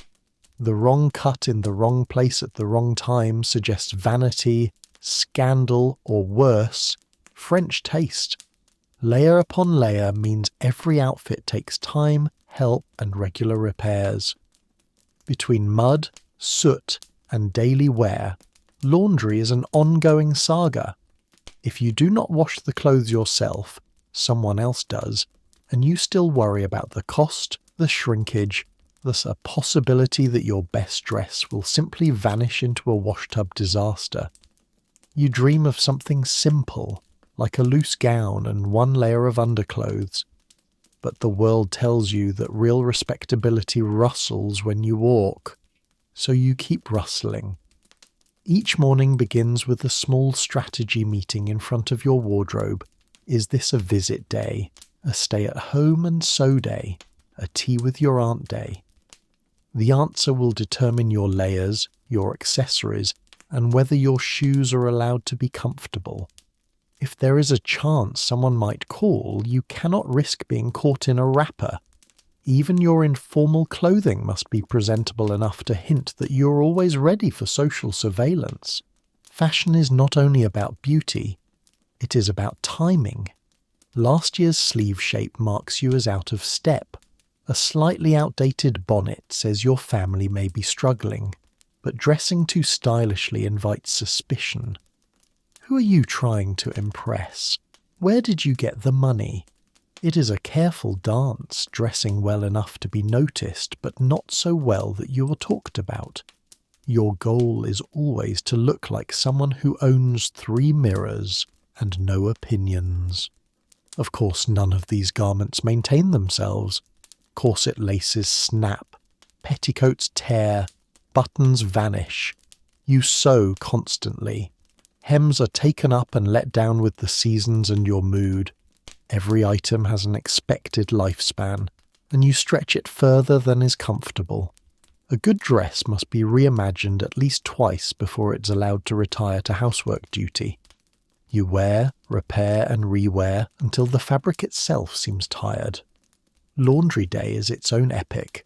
If you are fortunate, someone else hauls the buckets, scrubs the linens and hangs everything to dry. If not, it is you at the basin, sleeves rolled and fingers raw. Either way, the process is costly. Soap eats fabric.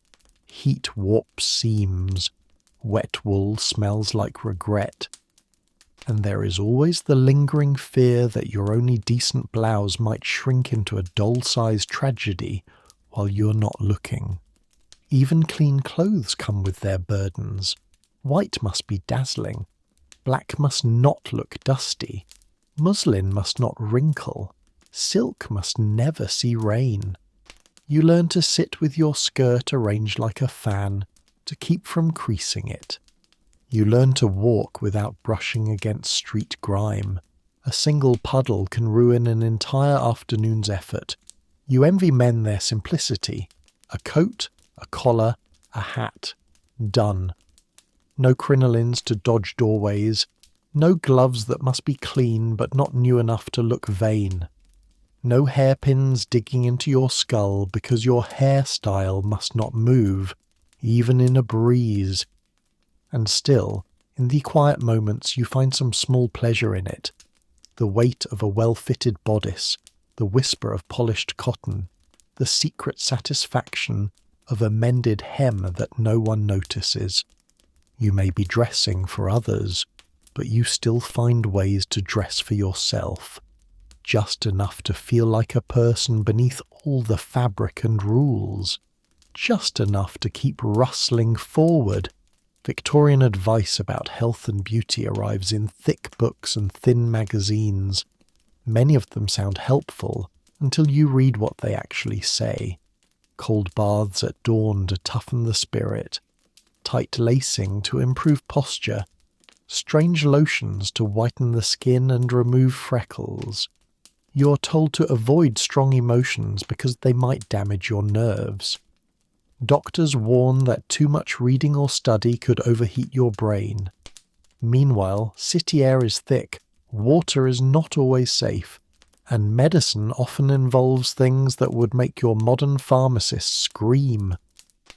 You learn to navigate a confusing mix of sense and nonsense, doing your best to stay well in a world where the same culture that praises your delicate health also expects you to endure childbirth with no complaint. Beauty, too, is a health concern.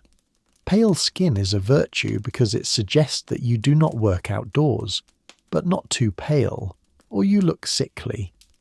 A faint blush is good, natural of course, which means pinching your cheeks or biting your lips before company. Rouge is considered improper unless applied so invisibly that you can lie about it with a straight face.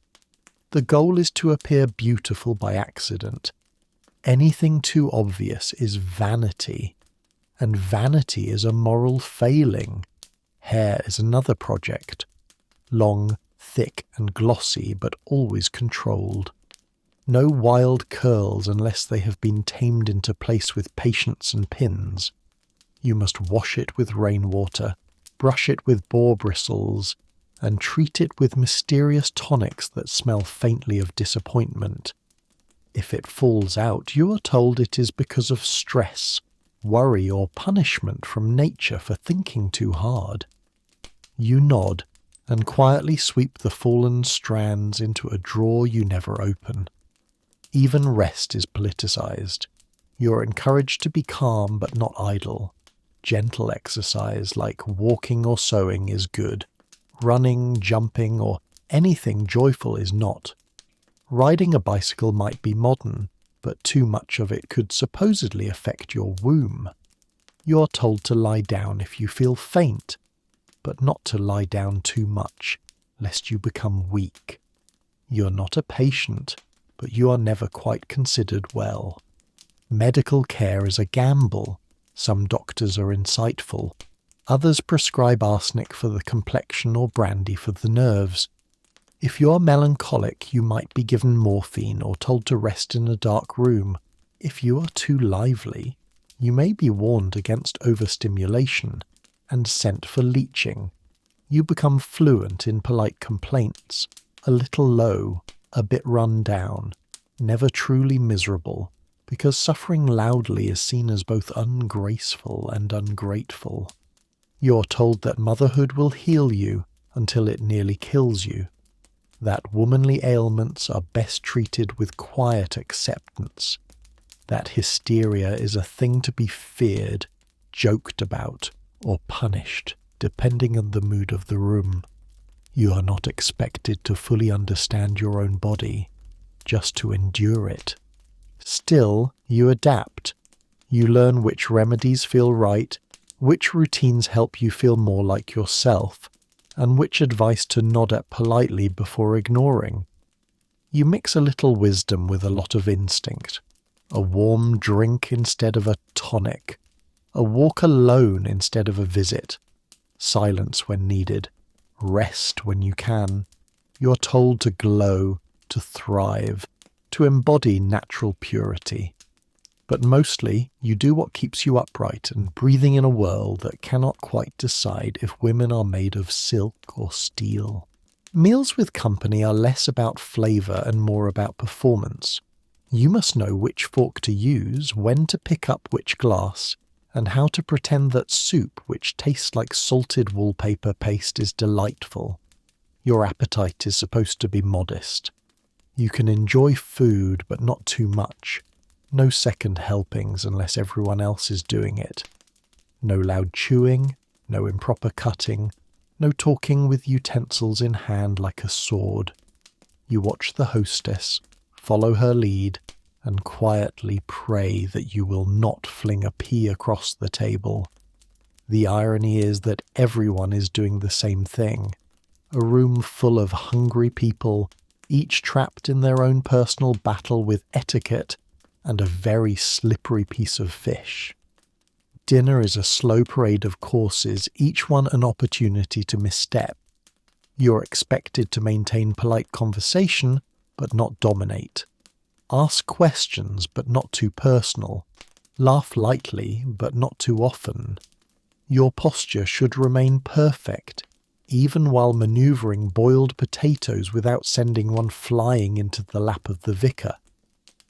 Napkins go on laps, not tucked into collars, and under no circumstance do you mention being full, tired, or in need of a toothpick. You're not eating. You're performing a scene titled, "A Lady Having Nourishment." Certain foods come with extra risk.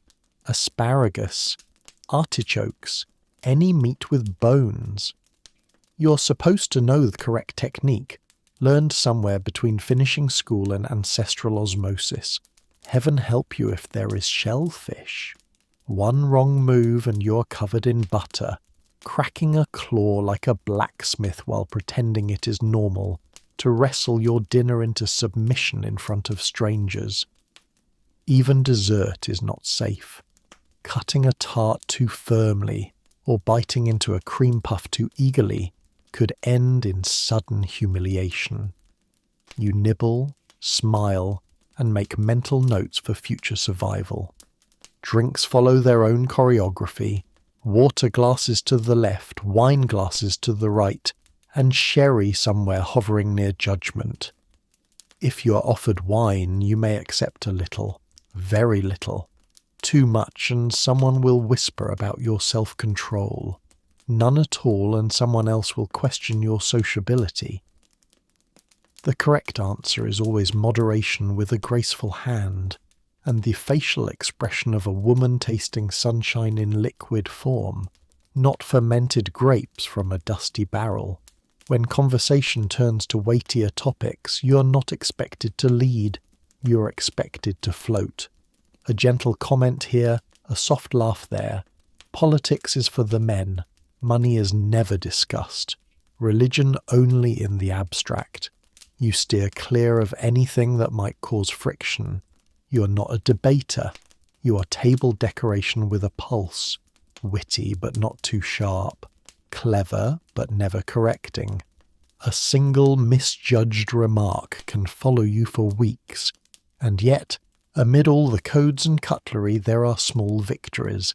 A slice of bread perfectly buttered without crumbling. A quiet joke that lands without scandal. A nod from someone across the table that says, yes, this is absurd, but we are surviving it together. The most satisfying course is not the roast or the pudding. It is the knowledge that you made it through without disgrace. When the meal ends and the ladies excuse themselves to the drawing room, you rise with practiced ease. You leave the battlefield of forks behind and carry your teacup into yet another room of rules. You're not full, but that was never the point. You have dined with grace, spoken with care, and left no crumbs of impropriety on the white linen, which by Victorian standards means you have feasted. When someone dies, grief becomes not just a feeling, but a schedule with dress code. As a woman, you're expected to mourn deeply, visibly, and for a very specific length of time depending on who has died. This can mean months or even years in heavy black clothes, no social events apart from church, and strict limits on what you may enjoy. Bright colours, lively music, even laughter can be judged. People say it is about respect for the dead. It is also about controlling the living. The rules tell you when to move from deep mourning to half mourning, and finally back to normal life, as if feelings can be peeled away like layers of fabric. You might be ready before the calendar says so, or you might still hurt long after the rules say you should have stopped. Full mourning begins at the funeral and lasts at least a year for a husband, 6 months for a parent, less for cousins and more distant relatives, depending on their age, closeness, and your social position. You wear black crepe that scratches and stains, a fabric designed to be as sombre in texture as it is in colour. No trimming, no decoration, no shimmer. Jewellery is limited to jet, black enamel or hairwork made from the locks of the deceased, which is meant to be sentimental but often feels a bit like wearing evidence. For the first few months, even your veil must be long and opaque, covering your face in a fine mesh of sorrow. You do not dine out, you do not host, and you do not smile unless someone dies very politely, and you are very far into the mourning process.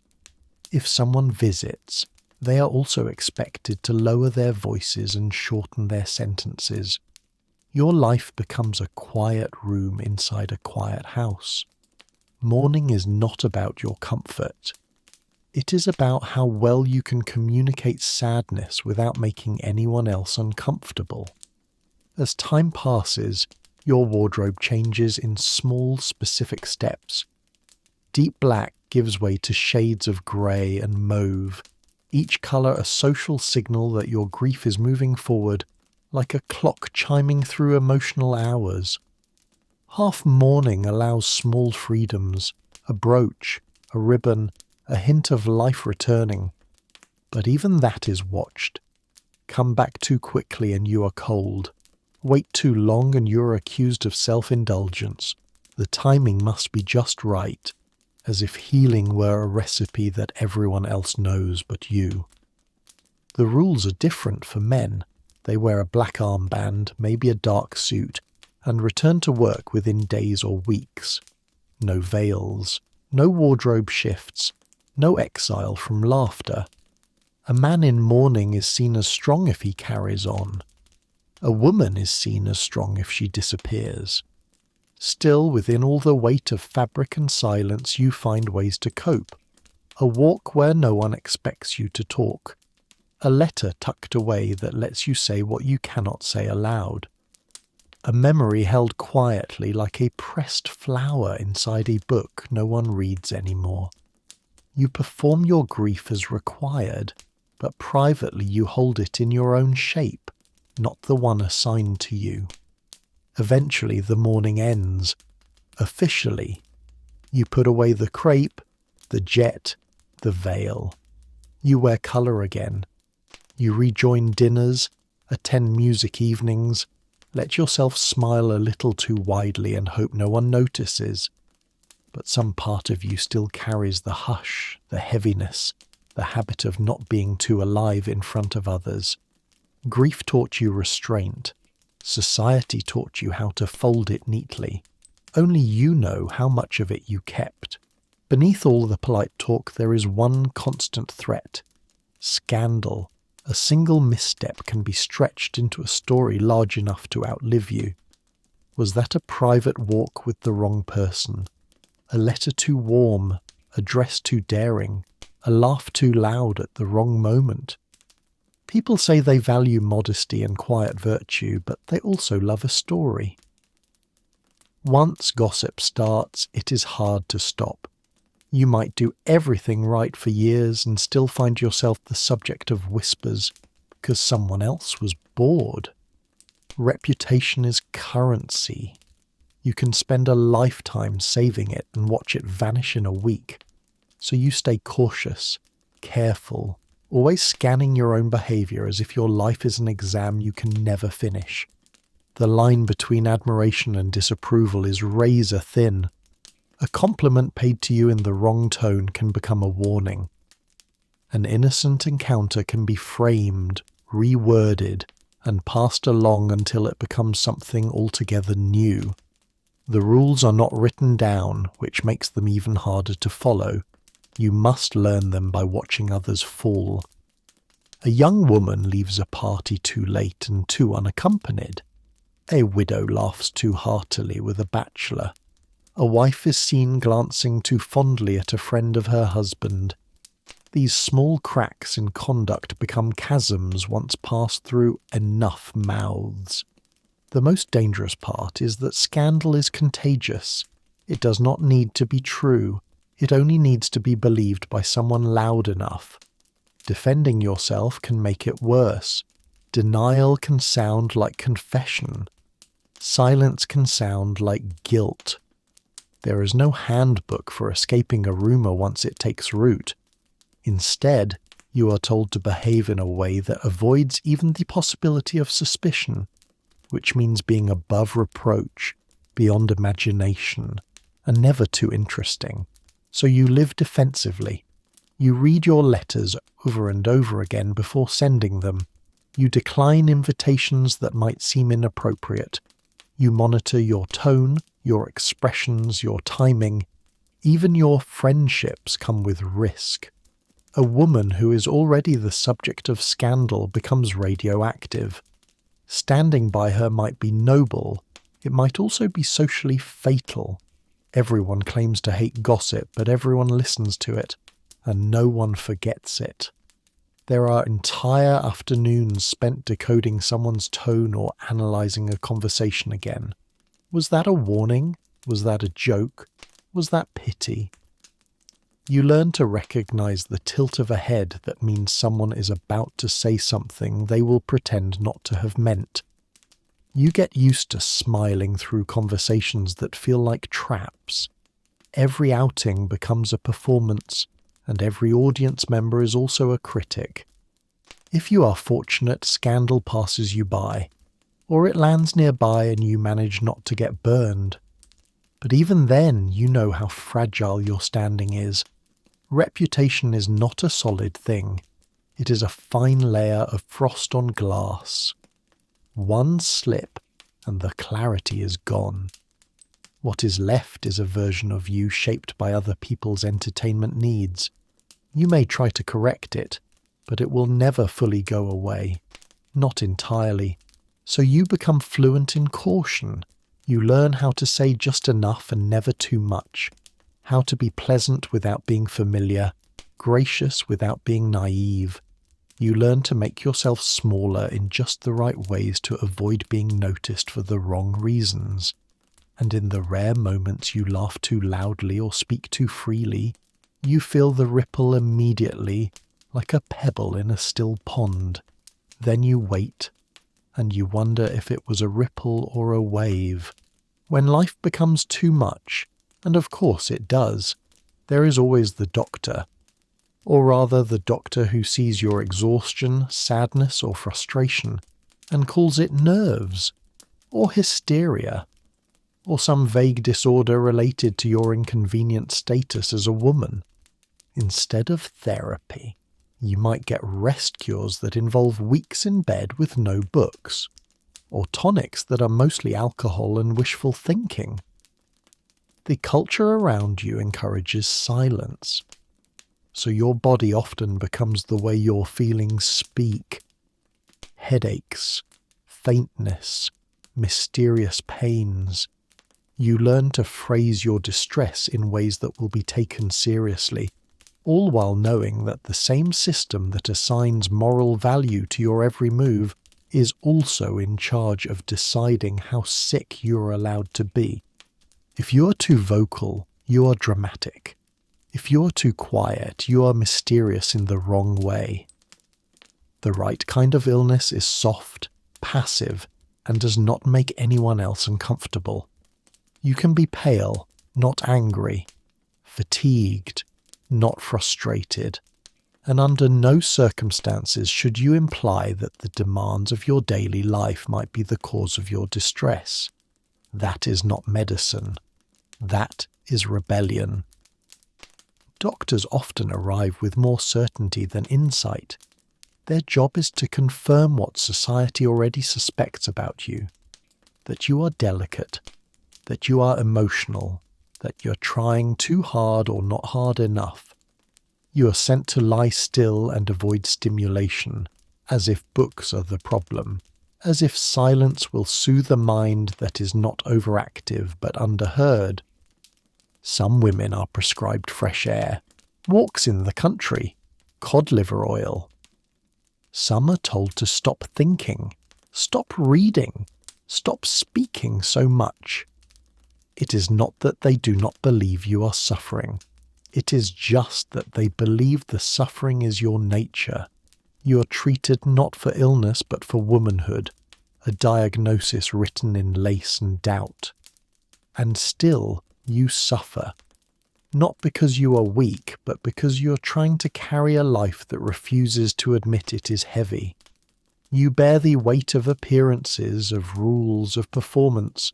You smile through it, then collapse in private, and then get told to take a tincture and rest more, as if sleep can stitch together what is coming undone.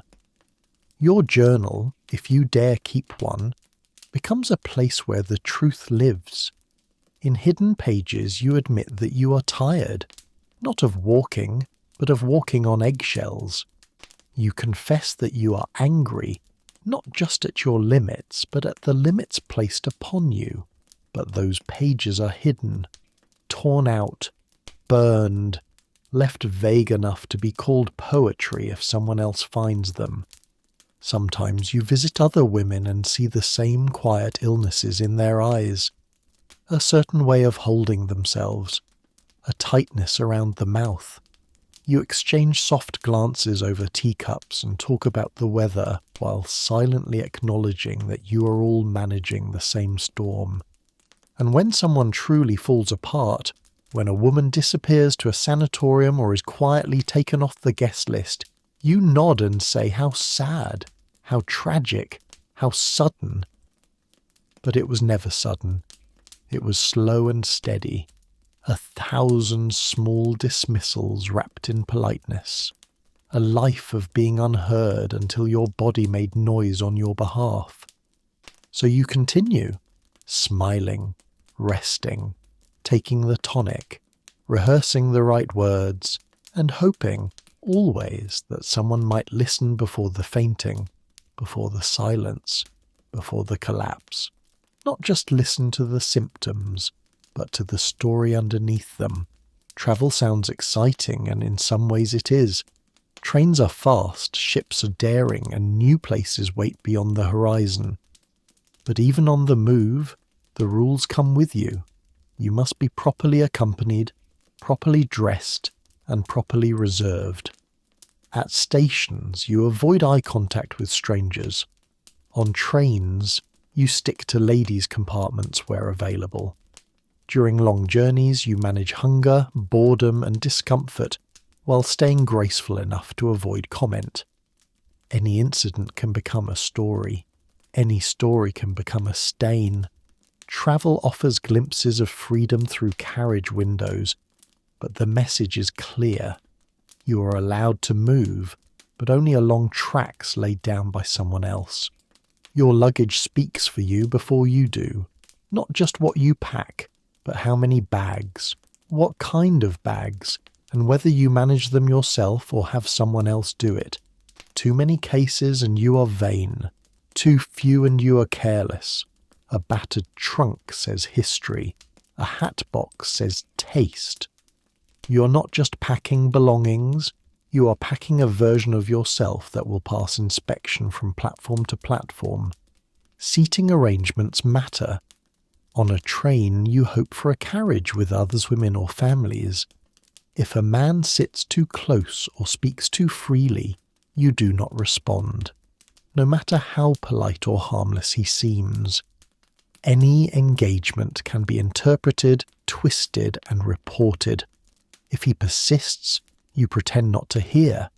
If you move, you do so calmly, never in a way that suggests fear or rudeness. Dignity must be carried like hand luggage. Eating during travel is its own trial. Public dining requires composure under shifting conditions. You might be seasick. You might be hungry. But you nibble something discreet and hope nothing spills. Food that drips or crunches is dangerous. You do not want to be remembered as the woman who slurped soup or dropped a roll. Better to be faint from hunger than caught being human with crumbs on your blouse. Sleeping in transit is another challenge. You might doze, but never visibly drool, never lean, never risk sliding into someone else's shoulder.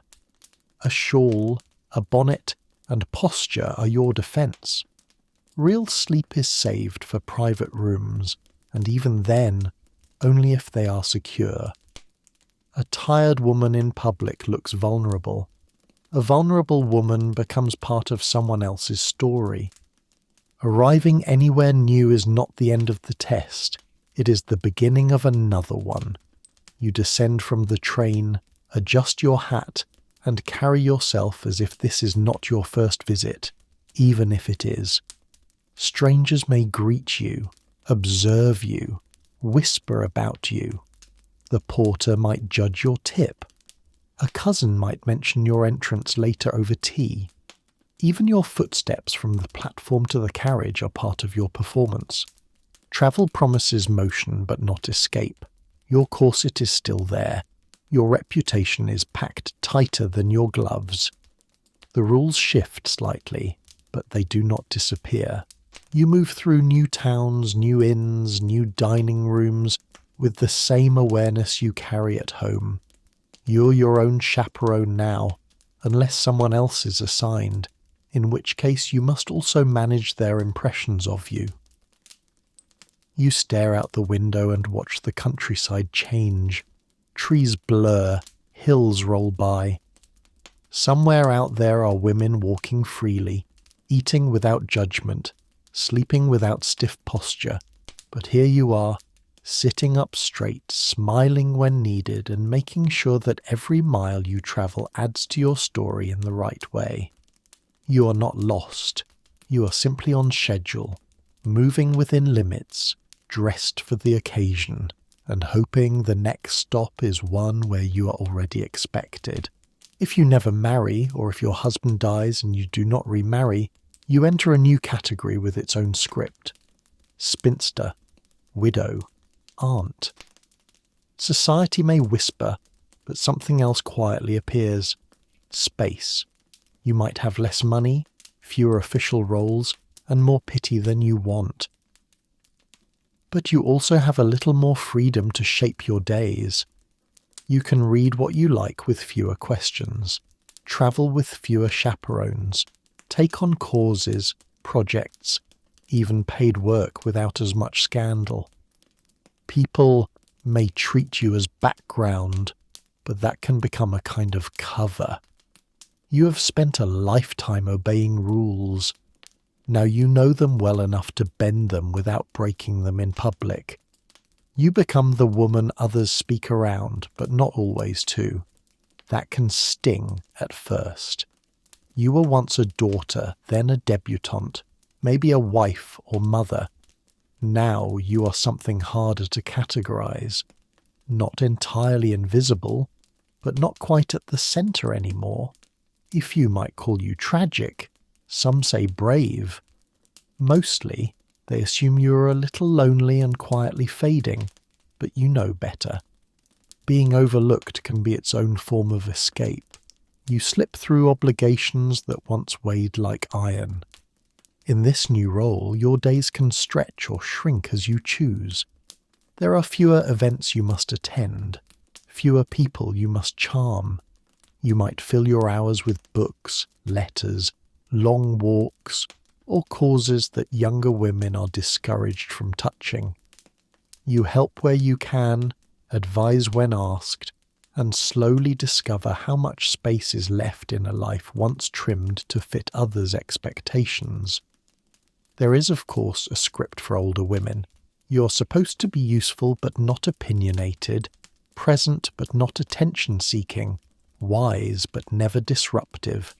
You nod at sermons, you send birthday cards, you offer gentle corrections in sewing technique and recipe substitutions. But beneath that calm exterior, many women begin to bloom. With no one to answer to, no household to run, and no husband to appease, the mind has room to grow curious again. You might take up languages, or volunteer beyond the polite minimum. You might quietly fund a school or host a discussion group that drifts dangerously close to politics. You might become the aunt that younger girls visit for comfort and truth. You do not tell them to disobey the world, but you show them how to breathe inside it. You are still judged, of course. People notice if you wear colours again, if you laugh too loudly, if you dine alone at a hotel and seem to enjoy it. But the power of that judgment fades. You have heard it all before. You have been weighed and measured 1,000 times, and now you can shrug instead of shrink. The fear that once followed you like a shadow becomes something quieter, something you can outwalk. You are not free in the modern sense. Your money, if you have any, may still be controlled by brothers or trustees. Your opinions, if too strong, still risk exile from drawing rooms. But within the walls of your own choosing, you can write letters no one censors. You can read banned novels and underline your favourite sentences. You can sit by a window with tea and remember who you were before anyone told you who you had to be. You're not a symbol. You're not a warning. You're simply a woman who has lived long enough to watch the rules bend slightly around her. and if someone calls you a spinster, you nod, sip your tea, and let them believe that is the whole story. At the end of the day, the house goes quiet. Layers of clothing come off one by one until you feel almost weightless. You sit at your small writing desk or on the edge of the bed and think back over every moment. Did you say the right thing? Sit the right way? Write the proper note? Visit the proper people? You replay conversations like a never-ending meeting in your mind, checking for errors. Outside, the city settles. Inside, your thoughts roam. You might whisper a prayer, or simply stare at the ceiling and imagine a world where you could laugh loudly in public without anyone fainting. Then, finally, you lie down, pull the covers up, and let the day slip away, knowing that tomorrow the rulebook will open again, and once more you will step into the role the age has written for you. The room is still, but your mind is busy. There is a candle flickering nearby, or perhaps the dim glow of the hearth. Your hands rest in your lap, marked by pins, ink, or embroidery thread. You have done everything that was asked, and yet you wonder if it was enough. The rules are never written in full. They change with the person watching, with the street you walk on, with the moment you misstep. You breathe deeply, trying to shake off the weight of invisible expectations that cling even to your nightdress. Some nights you think of things you almost said, a comment held back, a smile that might have been misread, a question you wanted to ask but feared would seem forward. Your whole day has been a performance without applause.